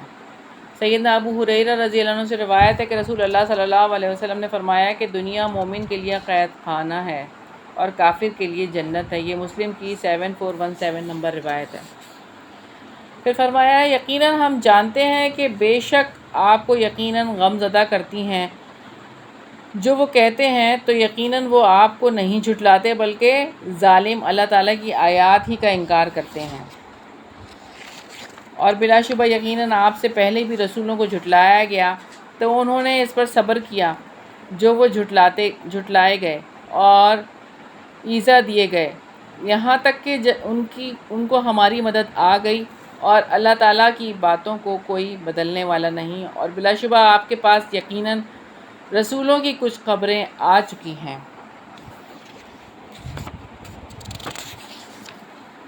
اور اگر آپ پر ان کی بے رخی گراں گزرتی ہے، تو اگر آپ میں طاقت ہے کہ زمین میں کوئی سرنگ ڈھونڈو یا آسمان میں کوئی سیڑھی لگاؤ تو ان کے پاس کوئی نشانی لے کر آؤ، اور اگر اللہ تعالیٰ چاہتا تو یقیناً ان سب کو ہدایت پر جمع کر دیتا، چنانچہ آپ نادانوں میں سے ہرگز نہ ہونا۔ اگر حق کی دعوت ایسے معجزات کے ساتھ پیش کی جائے کہ لوگ مجبور ہو کر ایمان لے آئیں تو اختیار کی آزادی ختم ہو جاتی ہے، پھر وہ ٹیسٹ تو نہیں ہوا پھر زندگی میں، پھر جو اللہ تعالیٰ کو مطلوب ہے، امتحان۔ پھر فرمایا، بلا شبہ قبول تو صرف وہی لوگ کرتے ہیں جو سنتے ہیں، اور مردوں کو تو اللہ تعالیٰ اٹھائے گا، پھر وہ اسی کی طرف لوٹائے جائیں گے۔ اور انہوں نے کہا کہ اس پر اس کے رب کی طرف سے کوئی معجزہ کیوں نہیں اتارا گیا؟ آپ کہہ دیں یقیناً اللہ تعالیٰ اس پر قادر ہے کہ کوئی معجزہ اتارے، لیکن اکثر لوگ نہیں جانتے، اور زمین میں کوئی جانور اور کوئی پرندہ نہیں جو اپنے پروں سے اڑتا ہو مگر تمہاری طرح کی امتیں ہیں۔ ہم نے اپنی کتاب میں کوئی کمی نہیں چھوڑی، پھر یہ سب اپنے رب کی طرف اکٹھے کیے جائیں گے۔ اور جن لوگوں نے ہماری آیات کو جھٹلایا وہ بہرے، گونگے ہیں، اندھیروں میں پڑے ہیں۔ اللہ تعالیٰ جس کو چاہتا ہے بھٹکا دیتا ہے، اور جس کو چاہتا ہے سیدھے راستے پر چلا دیتا ہے۔ اللہ تعالیٰ کی آیات سے منہ موڑنے والوں کی فطرت بگڑ جاتی ہے، وہ اس قابل نہیں رہ جاتے کہ ہدایت قبول کر کے اعلیٰ زندگی گزارنے کے قابل ہو جائیں۔ بگڑی ہوئی فطرت کے لوگ روشن کلام سے اور روشن ماحول میں بھی فائدہ نہیں اٹھا سکتے۔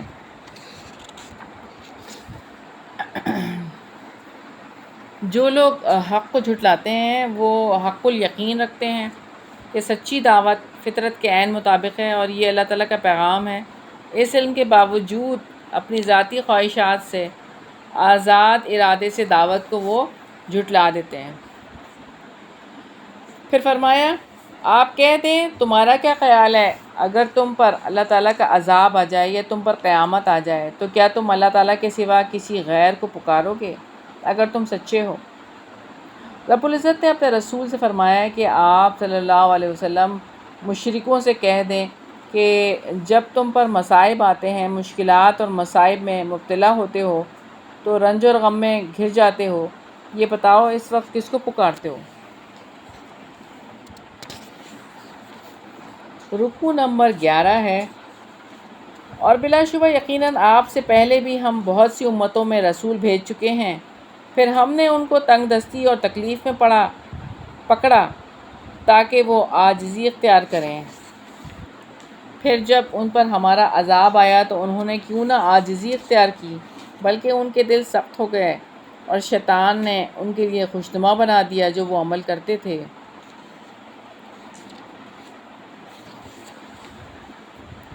سو جب انہوں نے اس نصیحت کو بھلا دیا جو انہیں دی گئی تھی تو ہم نے ان پر ہر چیز کے دروازے کھول دیے، حتیٰ کہ جب وہ خود پر اترانے لگے تو وہ دیے گئے تو ہم نے اچانک ان کو پکڑ لیا تو اچانک وہ مایوس ہو گئے۔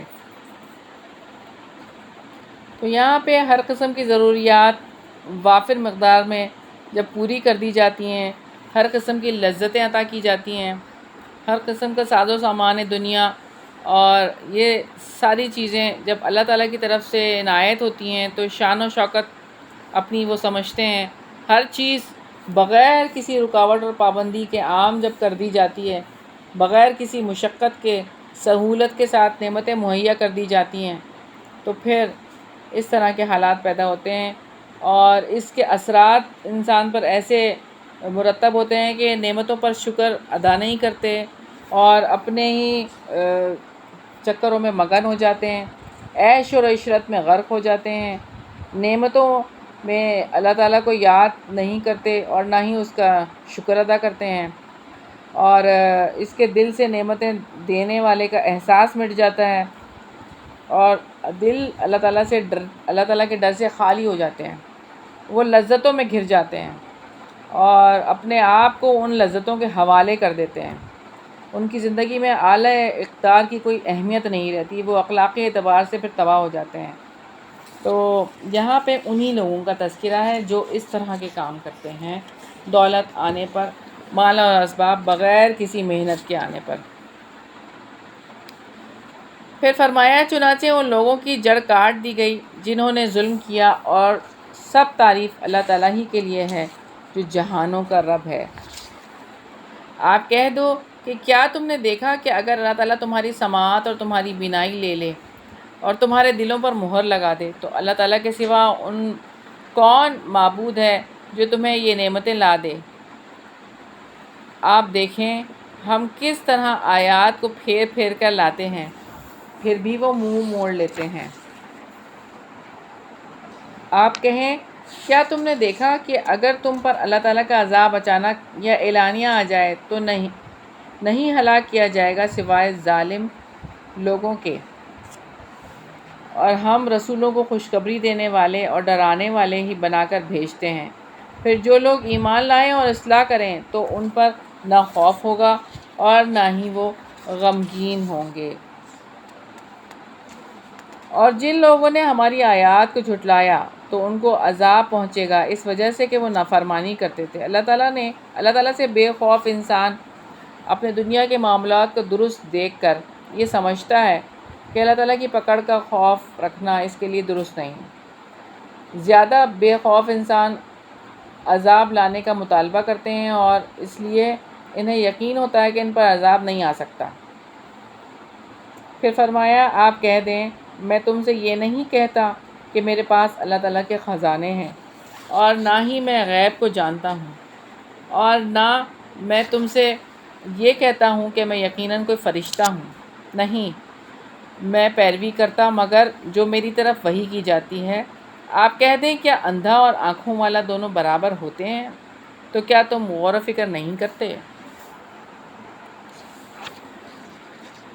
رسالت کے بارے میں غلط فہمیاں پائی جاتی ہیں کہ جیسے کہ رسول جو ہیں وہ غیب کی خبریں بتا دیتے ہیں، جیسے کاہن۔ رسول کے ہاتھ سے معجزات صادر ہوتے ہیں تو اسے وہ کام کرنے چاہیے جو جادوگر اور جنات کے عامل کرتے ہیں۔ رسول اللہ تعالیٰ کا حصہ یا خود الہ ہو سکتے ہیں۔ اس طرح کی باتیں جو ہے وہ رسالت کے بارے میں یہ غلط فہمیاں ہیں، اور یہ بھی ہے کہ ما فوق الفطری قوتوں کے وہ مالک ہوتے ہیں، تو ایسا نہیں ہے۔ اللہ تعالیٰ کی ہدایت جو ہے وہ رسولوں کے ذریعے ہم تک پہنچی، اور رسول پیغام رساں ہیں، وہ پیغام رسانی کا کام کرتے ہیں۔ اللہ کی وحی یعنی اب قرآن اور سنت کا علم جو ہے وہ نبی پاک صلی اللہ علیہ وسلم کے ذریعے ہم تک پہنچا، اور انبیاء علیہم السلام اللہ تعالیٰ کے پیغمبر ہیں۔ رکوع نمبر 12، اور آپ اس کے ساتھ ان کو خبردار کریں جو وہ خوف رکھتے ہیں کہ انہیں اپنے رب کی طرف جمع کیا جائے گا، کہ اس کے سوا نہ کوئی ان کی حمایت کرنے والا ہوگا اور نہ کوئی سفارش کرنے والا، تاکہ وہ بچ جائیں۔ امام احمد طبرانی اور ابن ابی حاتم نے ابن مسعود رضی اللہ عنہ سے روایت نقل کی ہے کہ قریش کی ایک جماعت کا رسول اکرم صلی اللہ علیہ وسلم کے پاس سے گزر ہوا، اور حضور صلی اللہ علیہ وسلم کے پاس خباب بن ارت، صہیب اور بلال رضی اللہ عنہم بیٹھے ہوئے تھے۔ یہ دیکھ کر قریش کا ایک گروہ محمد صلی اللہ علیہ وسلم کے پاس آیا اور کہا، آپ ان لوگوں سے راضی ہیں؟ پھر بطور طنز کہا کہ کیا اللہ تعالیٰ نے ہم میں سے انہی لوگوں کو منتخب کر کے فضل فرمایا ہے؟ اگر آپ ان کو اپنے سے ہٹا دیں تو ہم آپ کی اتباع کر لیں۔ اللہ تعالیٰ نے اس پر ان لوگوں کے بارے میں یہ آیت نازل فرمائی، وَأَنذِرْ بِهِ الَّذِينَ سے سَبِيلُ الْمُجْرِمِينَ تک۔ اور آپ ان لوگوں کو اپنے سے دور نہ ہٹاؤ جو صبح و شام اپنے رب کو پکارتے ہیں، وہ ان کی رضا چاہتے ہیں، وہ اللہ تعالیٰ کی رضا چاہتے ہیں۔ ان کے حساب میں سے آپ پر کچھ نہیں، اور نہ ہی آپ کے حساب میں سے ان پر کچھ ہے کہ آپ ان کو اپنے سے دور ہٹا دیں، پس آپ ظالموں میں سے ہو جائیں گے۔ جب مومن نہایت خشوع اور خضوع کے ساتھ رب کی طرف متوجہ ہوتا ہے تو اللہ تعالیٰ کی رضا کا حصول اس کے لیے ممکن ہوتا ہے، اور پھر جب وہ دل کی گہرائیوں سے اللہ تعالیٰ سے محبت رکھتا ہے اور ادب اور احترام اور خشوع کے ساتھ اللہ تعالیٰ کے آگے کھڑا ہوتا ہے، جب وہ اللہ تعالیٰ کی اطاعت اور فرما برداری میں لگا رہتا ہے، نماز باجماعت کی حفاظت کرتا ہے، ذکر اور تلاوت قرآن کرتا ہے۔ پھر فرمایا، اور اسی طرح ہم نے انہیں ایک دوسرے سے آزمایا ہے تاکہ وہ کہیں کہ کیا یہی وہ لوگ ہیں جن پر ہمارے درمیان اللہ تعالیٰ نے احسان کیا ہے؟ کیا اللہ تعالیٰ شکر گزار بندوں کو زیادہ جاننے والا نہیں؟ اور جب آپ کے پاس وہ آئیں جو ہماری آیات پر ایمان رکھتے ہیں تو آپ کہہ دیں تم پر سلام ہو، تمہارے رب نے اپنی ذات پر رحمت لازم کر رکھی ہے، یقیناً وہ جو تم میں سے نادانی میں کوئی برائی کر بیٹھے پھر اس کے بعد توبہ کی اور اصلاح کر لی تو یقیناً وہ بے حد بخشنے والا نہایت رحم والا ہے۔ دعوت کا آغاز ان لوگوں سے ہوگا جن کو اللہ تعالیٰ نے ایمان کی دولت سے نوازا ہے۔ اللہ تعالیٰ نے سابقون الاولون کو یہ اعزاز عطا کیا ہے کہ سب سے پہلے انہیں سلام کیا جائے گا، انہیں خوشخبری دی جائے گی، انہیں بتایا جائے گا کہ اللہ تعالیٰ نے اپنی اوپر رحمت فرض کر لی ہے، اور اگر دور جاہلیت میں غلطیاں بھی ہوئی ہیں تو توبہ کر کے اصلاح کرنے سے معاف ہو جائیں گی۔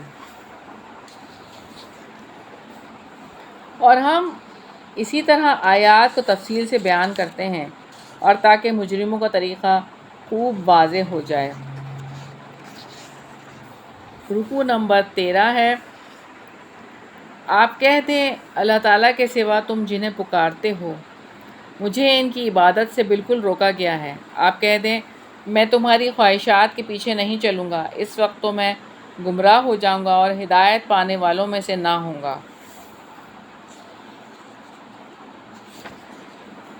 آپ کہہ دیں میں اپنے رب کی طرف سے ایک واضح دلیل پر ہوں، اور اس کو تم نے جھٹلایا ہے جس کی تم جلدی مچاتے ہو وہ میرے پاس نہیں ہے، فیصلہ صرف اللہ تعالیٰ کا ہے، وہی حق بیان کرتا ہے اور وہ فیصلہ کرنے والوں میں سے بہترین ہے۔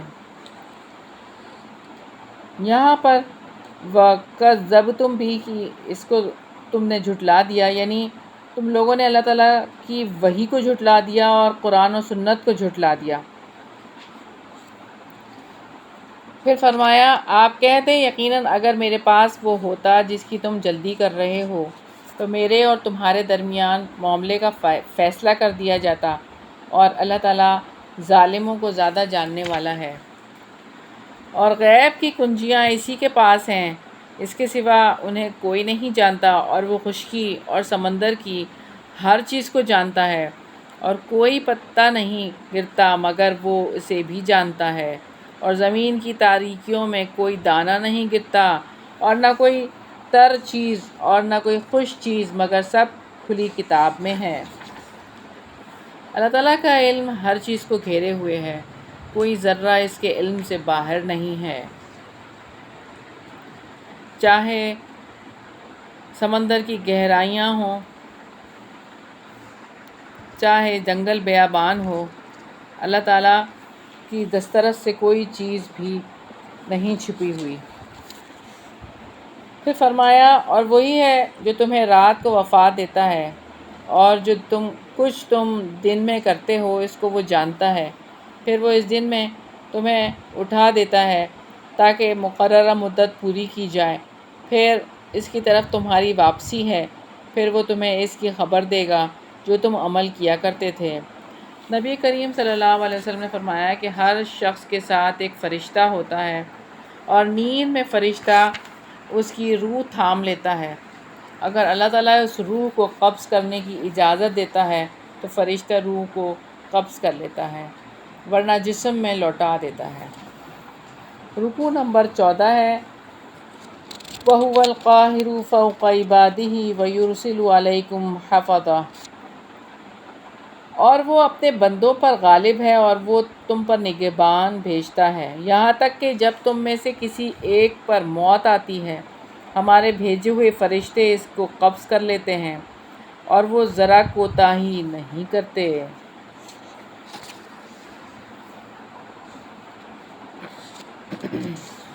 موت کا وقت مقرر ہے جو انسان سے چھپا ہوا ہے۔ موت کے وقت کا علم انسان کو کسی ذریعے سے نہیں پتہ چل سکتا۔ موت کے وقت کا علم پہلے سے طے شدہ تحریری طور پر موجود ہے، اللہ تعالیٰ کے علم میں ہے۔ موت کا وقت آگے پیچھے نہیں ہو سکتا، اور یہ کہ موت بالکل قریب ہے۔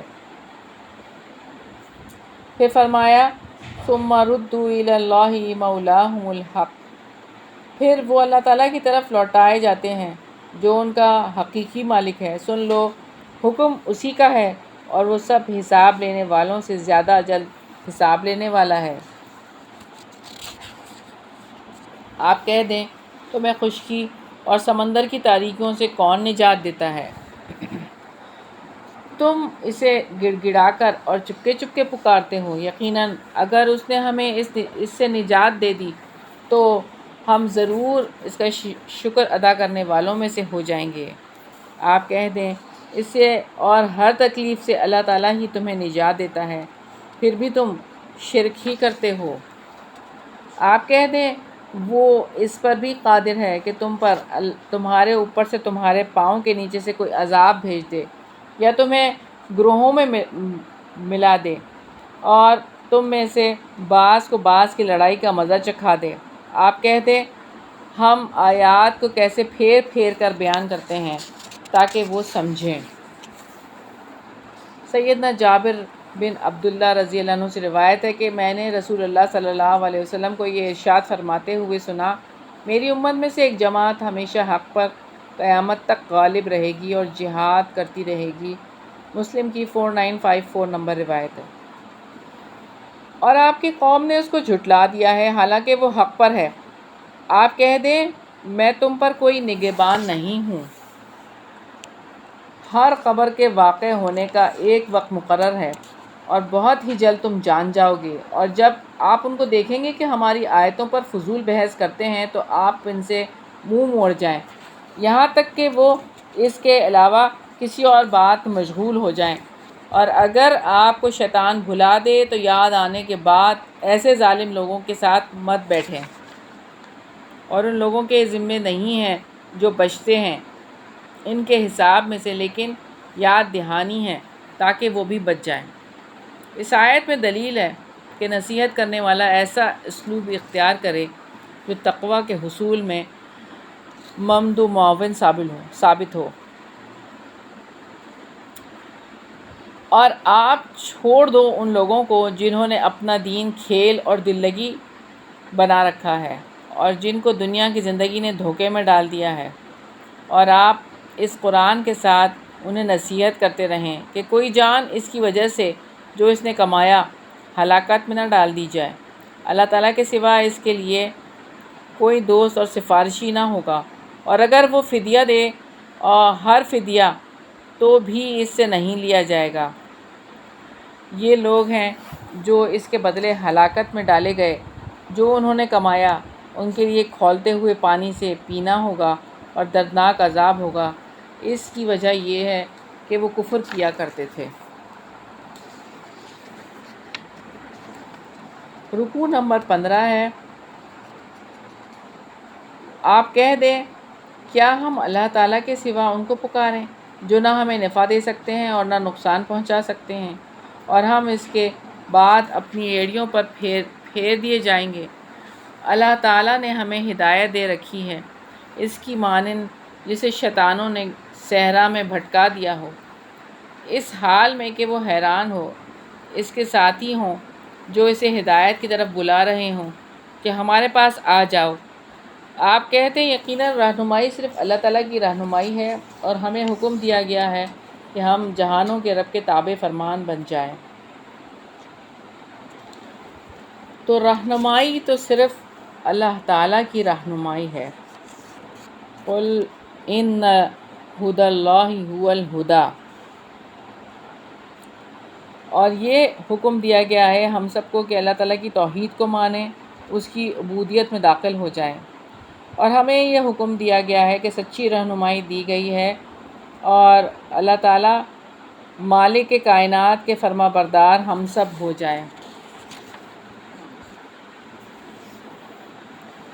اور اللہ تعالیٰ سے یہ بھی دعا ہے کہ اللہ تعالیٰ ہم سے زیادہ بہتر اور ہم سے زیادہ دین کو سمجھنے والے اور دین پہ عمل کرنے والے جو ہے وہ پیدا کر، اور ان کو جتنے بھی ذہین لوگ ہیں اللہ تعالیٰ ان کو دین کی سمجھ عطا فرما، اور اس کا کام ان کے ذمے لگا کہ اس قرآن کا کام وہ کرنے والے بن جائیں۔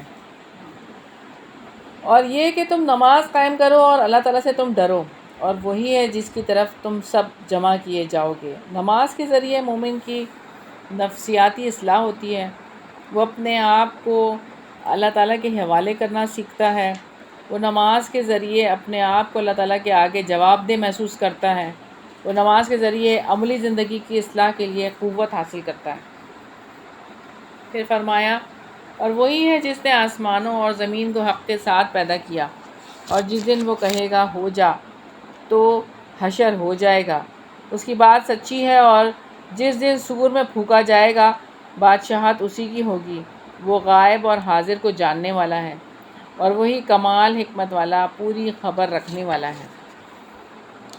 سیدنا عبداللہ بن عمر رضی اللہ عنہما بیان کرتے ہیں، رسول اللہ صلی اللہ علیہ وسلم نے فرمایا، قیامت کے دن اللہ تعالیٰ فرمائے گا، آج وہ لوگ کہاں ہیں جن کو دنیا میں اپنی اپنی حکومت اور بادشاہت کا دعویٰ تھا؟ یہ مسلم کی 7051 نمبر روایت ہے۔ وَإِذْ قَالَ إِبْرَاهِيمُ لِأَبِيهِ آزَرَ أَتَتَّخِذُ أَصْنَامًا آلِهَةً، اور جب ابراہیم نے اپنے باپ آزر سے کہا، کیا تم بتوں کو معبود بناتے ہو؟ بلا شبہ میں تمہیں اور تمہاری قوم کو کھلی گمراہی میں دیکھتا ہوں۔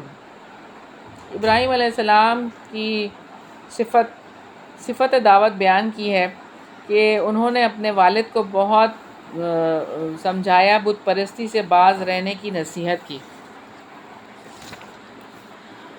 وَكَذَلِكَ نُرِي إِبْرَاهِيمَ مَلَكُوتَ السَّمَاوَاتِ وَالْأَرْضِ، اور ابراہیم کو اسی طرح ہم آسمانوں اور زمین کی عظیم سلطنت دکھاتے تھے تاکہ وہ کامل یقین کرنے والوں میں سے ہو جائے۔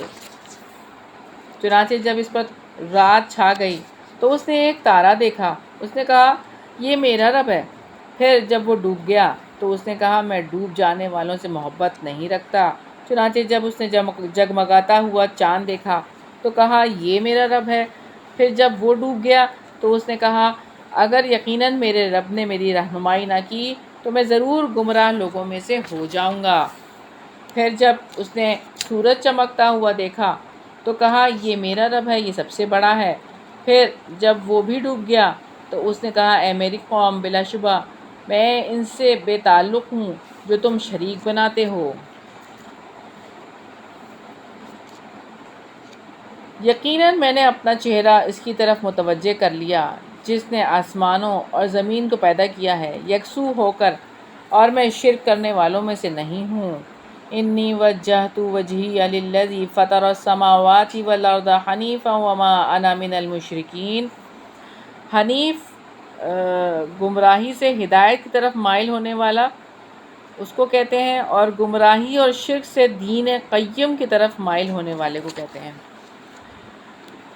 پھر فرمایا اور اس کی قوم نے اس سے جھگڑا کیا۔ اس نے کہا کیا تم اللہ تعالیٰ کے بارے میں مجھ سے جھگڑتے ہو، حالانکہ اس نے مجھے ہدایت دی ہے، اور میں ان سے نہیں ڈرتا جن کو تم اللہ تعالیٰ کے ساتھ شریک بناتے ہو، مگر یہ کہ میرا رب ہی کچھ چاہے۔ میرے رب نے ہر چیز کا علم سے احاطہ کر رکھا ہے، تو کیا تم نصیحت قبول نہیں کرتے؟ اور میں ان سے کیسے ڈر جاؤں جن کو تم نے شریک بنایا ہے، جبکہ تم ان کو اللہ تعالیٰ کا شریک بناتے نہیں ڈرتے جس کی اس نے کوئی دلیل تم پر نازل نہیں کی۔ چنانچہ فریقین میں سے امن کا زیادہ مستحق کون ہے اگر تم جانتے ہو؟ ابراہیم علیہ السلام کو اللہ تعالیٰ کی ذات کی پہچان کی وجہ سے کامل یقین تھا۔ انہوں نے اپنا آپ اللہ تعالیٰ کے حوالے کر دیا تھا۔ وہ اللہ تعالیٰ کے راستے پر چلتے تھے۔ وہ اللہ تعالیٰ کے ماں سوا دوسروں کو ضعیف اور ناتواں سمجھتے تھے۔ پھر فرمایا جو لوگ ایمان لائے اور انہوں نے اپنے ایمان کو شرک سے آلودہ نہیں کیا، یہی لوگ ہیں جن کے لیے امن ہے اور وہی ہدایت پانے والے ہیں۔ عبداللہ رضی اللہ عنہ فرماتے ہیں جب یہ آیت کریمہ نازل ہوئی الذین آمنوا ولم یلبسوا ایمانہم بظلم، وہ لوگ جو ایمان لائے اور اپنے ایمان کے ساتھ ظلم کو نہیں ملایا، تو اللہ کے رسول صلی اللہ علیہ وسلم کے صحابہ رضی اللہ عنہم پر شاخ گزری، تو آپ صلی اللہ علیہ وسلم کی خدمت میں حاضر ہو کر عرض کیا اے اللہ کے رسول صلی اللہ علیہ وسلم، ہم میں سے کون ایسا ہے جس نے اپنے نفس پر ظلم نہ کیا ہو، یعنی اس سے گناہ نہ ہوا ہو؟ رسول اللہ صلی اللہ علیہ وسلم نے فرمایا اس کا مطلب یہ نہیں ہے جو تم خیال کر رہے ہو۔ اس آیت میں ظلم کا مطلب وہ ہے جو لقمان علیہ السلام نے اپنے بیٹے سے کہا تھا کہ اے میرے بیٹے، اللہ کے ساتھ کسی کو شریک نہ ٹھہرانا کیونکہ شرک بہت بڑا ظلم ہے۔ یہ مسلم کی 327 نمبر روایت ہے۔ رکوع نمبر 16 ہے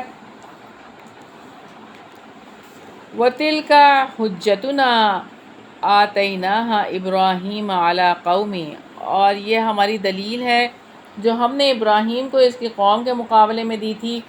ہم جس کے چاہتے ہیں درجے بلند کر دیتے ہیں، بے شک آپ کا رب کمال حکمت والا سب کچھ جاننے والا ہے۔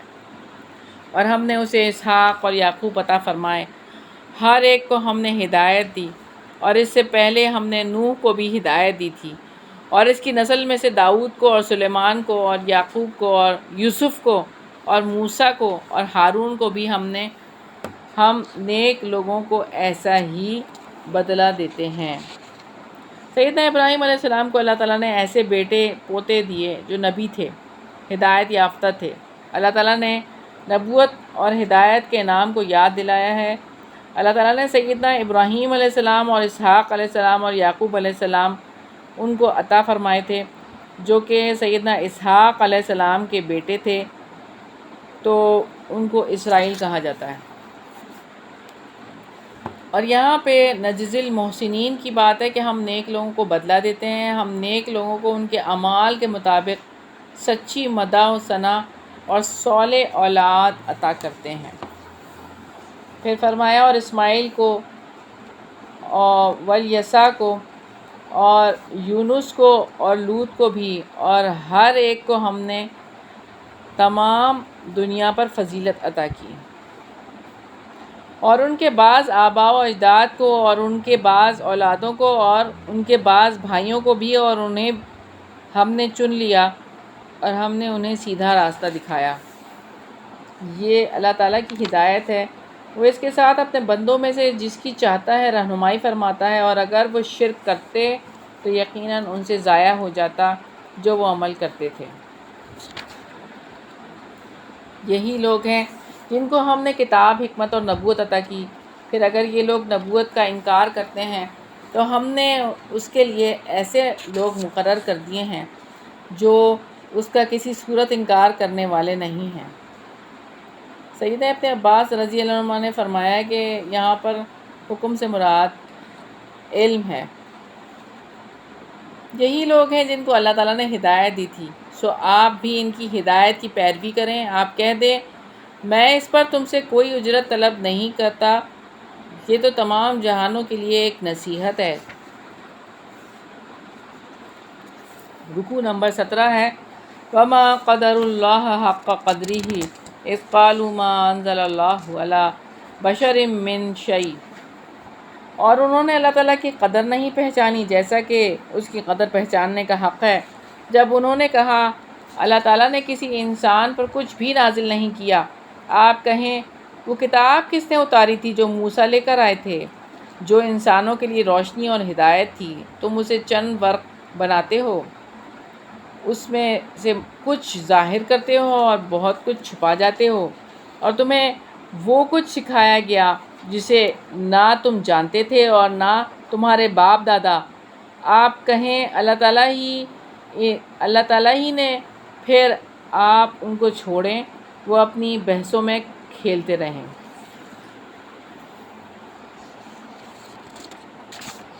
سعید بن جبیر رضی اللہ عنہ سے روایت ہے کہ مالک بن سیف نامی ایک یہودی نے آ کر رسول اللہ صلی اللہ علیہ وسلم سے جھگڑا کرنا شروع کر دیا۔ رسول اللہ صلی اللہ علیہ وسلم نے اس سے فرمایا کہ میں تجھے اس ذات کی قسم دے کر دریافت کرتا ہوں جس نے تورات سیدنا موسیٰ علیہ السلام پر نازل کی ہے، کیا تو نے تورات میں یہ دیکھا کہ اللہ تعالیٰ موٹے آدمی سے بغض فرماتے ہیں اور وہ خود موٹا تھا؟ یہ سن کر غصے میں آ گیا اور کہنے لگا اللہ تعالیٰ نے کسی بشر پر کوئی چیز نازل نہیں کی کہ اس سے اس کے ساتھیوں نے کہا کہ تیرا منہ کالا ہو، یعنی اس نے یہ کہا کہ نہ موسیٰ پر کوئی چیز نازل کی ہے نہ آپ پر، تو اللہ تعالیٰ نے یہ آیت نازل فرمائی۔ پھر فرمایا اور یہ ایک کتاب ہے جسے ہم نے نازل کیا ہے، بڑی بابرکت ہے، اس کتاب کی تصدیق کرنے والی ہے جو اس سے پہلے ہے، اور تاکہ آپ مکہ اور اس کے ارد گرد والوں کو خبر کر دیں، اور جو آخرت پر یقین رکھتے ہیں وہی اس پر ایمان لاتے ہیں اور وہ اپنی نمازوں کی حفاظت بھی کرتے ہیں۔ تو یہاں کتاب کی بات ہے جو کہ نازل کی گئی ہے، بڑی بابرکت ہے۔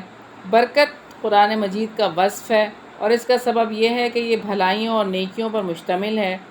جس مہینے میں قرآن نازل کیا گیا وہ مہینہ مبارک یعنی رمضان المبارک، جس رات میں قرآن مجید نازل کیا گیا وہ رات مبارک، لیلۃ القدر والی رات، برکت والی رات، جس ہستی پر وہ نازل کیا گیا وہ ذات مبارک یعنی محمد رسول اللہ صلی اللہ علیہ وسلم۔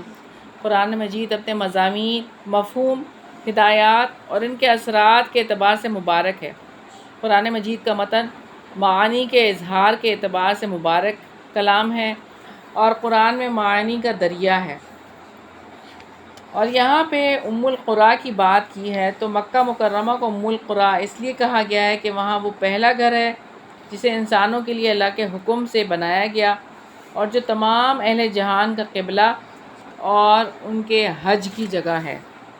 پھر فرمایا اور اس سے بڑا ظالم اور کون ہوگا جو اللہ تعالیٰ پر جھوٹ باندھے یا کہے کہ مجھ پر وحی کی گئی حالانکہ اس پر کچھ وحی نہیں کی گئی۔ اور جو کہے کہ جیسا کلام اللہ تعالیٰ نے نازل کیا ہے جلد ہی میں بھی ویسا ہی اتاروں گا، اور کاش آپ دیکھیں جب یہ ظالم موت کی سختیوں میں ہوتے ہیں اور فرشتے اپنے ہاتھ پھیلانے والے ہوتے ہیں کہ نکالو اپنی جانیں، آج تمہیں ذلت کا عذاب دیا جائے گا، اس وجہ سے کہ تم اللہ تعالیٰ پر ناحق باتیں کہتے تھے اور اس کی آیات سے تکبر کیا کرتے تھے۔ اللہ تعالیٰ پر جھوٹ باندھنے سے مراد ایسی بات کی طرف منسوب کرنا ہے جس سے وہ بری ہے۔ پھر فرمایا اور بلا شبہ تم ہمارے پاس یقیناً اکیلے آ گئے ہو، جیسا کہ ہم نے تمہیں پہلی بار پیدا کیا تھا، اور جو بھی ہم نے تمہیں دیا تھا تم اپنی پشتوں کے پیچھے چھوڑ آئے ہو، اور ہم تمہارے ساتھ تمہارے ان سفارشوں کو بھی نہیں دیکھتے جن کے متعلق تمہارا گمان تھا، یقیناً وہ تمہارا کام بنانے میں حصے دار ہیں۔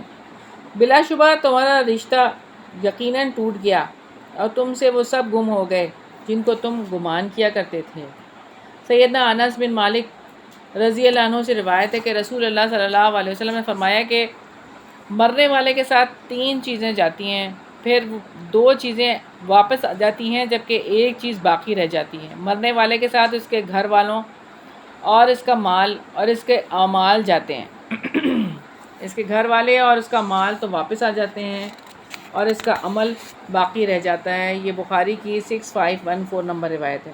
سیدنا ابو ہریرہ رضی اللہ عنہ سے روایت ہے، رسول اللہ صلی اللہ علیہ وسلم نے فرمایا بندہ کہتا ہے میرا مال میرا مال، حالانکہ اس کے مال میں سے اس کی صرف 3 چیزیں ہیں، جو کھایا اور ختم کر لیا، جو پہنا اور پرانا کر لیا، اور جو اس نے اللہ تعالیٰ کے راستے میں دیا، اور یہ اس نے آخرت کے لیے جمع کر لیا۔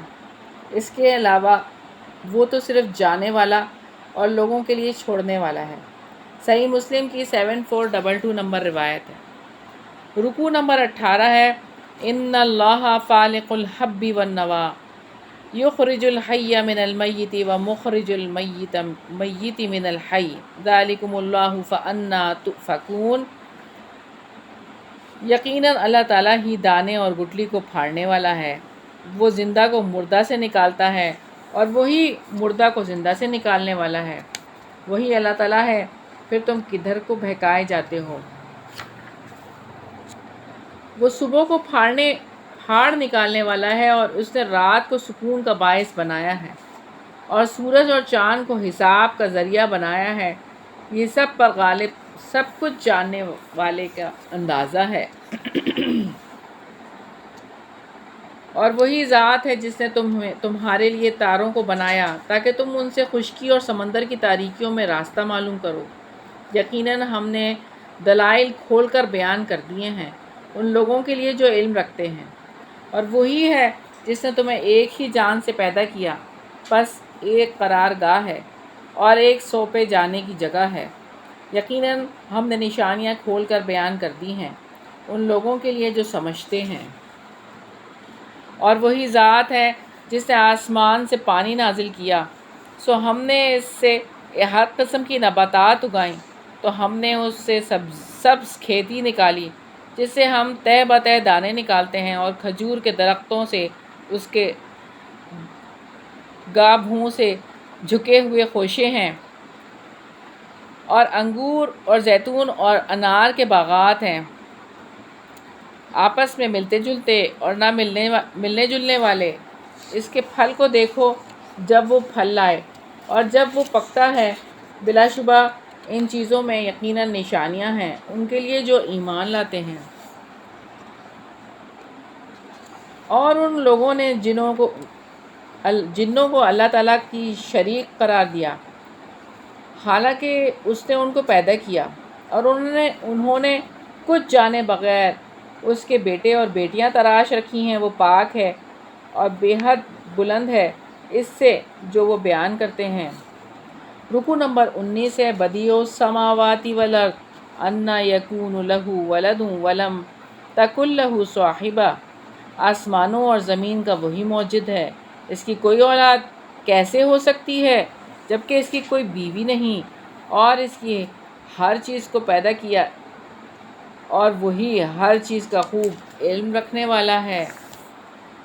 اللہ تعالیٰ کا علم تمام اشیاء کا احاطہ کیے ہوئے ہے۔ اللہ تعالیٰ ہر چیز کا خالق ہے، اس کی تخلیق میں سے کوئی چیز اس کے مشابہ نہیں ہے۔ ذالکم اللہ ربکم لا الہ الا ہو، یہ اللہ ہے جو تمہارے رب ہے، اس کے سوا کوئی معبود نہیں، وہ ہر چیز کا خالق ہے، چنانچہ تم اسی کی عبادت کرو، اور وہ ہر چیز پر نگہبان ہے۔ لا تدرک الابصار وہو یدرک الابصار وہو اللطیف الخبیر، نگاہیں اس کو نہیں پا سکتی اور وہ سب نگاہوں کو پا لیتا ہے، اور وہ نہایت باریک بھی پوری خبر رکھنے والا ہے۔ پھر فرمایا یقیناً تمہارے پاس تمہارے رب کی طرف سے بصیرت افروز دلیلیں آ گئی ہیں، چنانچہ جو بینائی سے کام لے گا تو وہ اس کے اپنے نفس کے لیے ہے، اور جو اندھا رہا تو وہ بھی اسی پر ہے، اور میں تم پر کوئی محافظ نہیں ہوں۔ یہاں بصیرت سے مراد دلائل اور نشانیاں ہیں جنہیں اللہ تعالیٰ نے قرآن کریم میں رسول اللہ صلی اللہ علیہ وسلم نے اپنی سنت مبارکہ میں بیان فرمایا ہے، اور اسی طرح ہم اپنی آیات کو پھیر پھیر کر بیان کرتے ہیں، اور تاکہ وہ کہیں کہ تم نے پڑھ رکھا ہے، اور تاکہ ہم اسے ان لوگوں کے لیے واضح کر دیں جو علم رکھتے ہیں۔ آپ اسی کا پیچھا کریں جو آپ کے رب کی طرف سے آپ پر وحی کی جا رہی ہے، اس کے سوا کوئی معبود نہیں، اور آپ مشرکوں سے کنارہ کشی اختیار کریں۔ اور اگر اللہ تعالیٰ چاہتا تو وہ لوگ شرک نہ کرتے، اور ہم نے آپ کو ان پر نگہبان نہیں بنایا، اور نہ ہی آپ ان پر کوئی نگہبان ہیں۔ اور وہ اللہ تعالیٰ کے سوا جن کو پکارتے ہیں انہیں برا بھلا نہ کہو، کہ وہ بھی بغیر علم کے حد سے گزر کر اللہ تعالیٰ کو برا بھلا کہیں گے۔ اسی طرح ہم نے ہر گروہ کے لیے اس کا عمل خوشنما بنا دیا ہے، پھر انہیں اپنے رب کی طرف ہی پلٹنا ہے تو وہ انہیں بتا دے گا جو وہ عمل کیا کرتے تھے۔ وَأَقْسَمُوا بِاللَّهِ جَهْدَ أَيْمَانِهِمْ، اور انہوں نے اللہ تعالیٰ کے نام کی پختہ قسمیں کھائیں کہ اگر ان کے پاس کوئی نشانی آئے گی تو وہ ضرور بضرور اس پر ایمان لائیں گے۔ آپ کہتے ہیں یقیناً نشانیاں تو اللہ تعالیٰ کے پاس ہیں، اور تمہیں کیا خبر کہ جب نشانیاں آ جائیں گی تب بھی وہ ایمان نہیں لائیں گے۔ وَنُقَلِّبُ أَفْئِدَتَهُمْ وَأَبْصَارَهُمْ، اور ہم ان کے دلوں کو اور ان کی نگاہوں کو پھیر دیں گے، جیسے پہلی بار وہ اس پر ایمان نہیں لائے تھے، اور ہم انہیں چھوڑ دیں گے، وہ اپنی سرکشی میں بھٹکتے رہیں گے۔ جو لوگ سرکشی کی نفسیات رکھتے ہیں ہر حال میں اپنے آپ کو اونچا کر کے رکھنا چاہتے ہیں، جبکہ دعوت دینے والا ابتدا میں جب حق کا پیغام پہنچا دیتا ہے تو اپنے ماحول میں اجنبی ہوتا ہے۔ اللہ تعالیٰ کا لاکھ لاکھ شکر ہے کہ یہ پارہ کمپلیٹ ہوا۔ الحمدللہ الذی بنعمتہ تتم الصالحات۔ یا اللہ ہم سب کو یقین کی دولت عطا فرمانا۔ سبحانک اللہم و بحمدک، نشہد ان لا الہ الا انت، نستغفرک و نتوب الیک۔ السلام علیکم و رحمۃ اللہ وبرکاتہ۔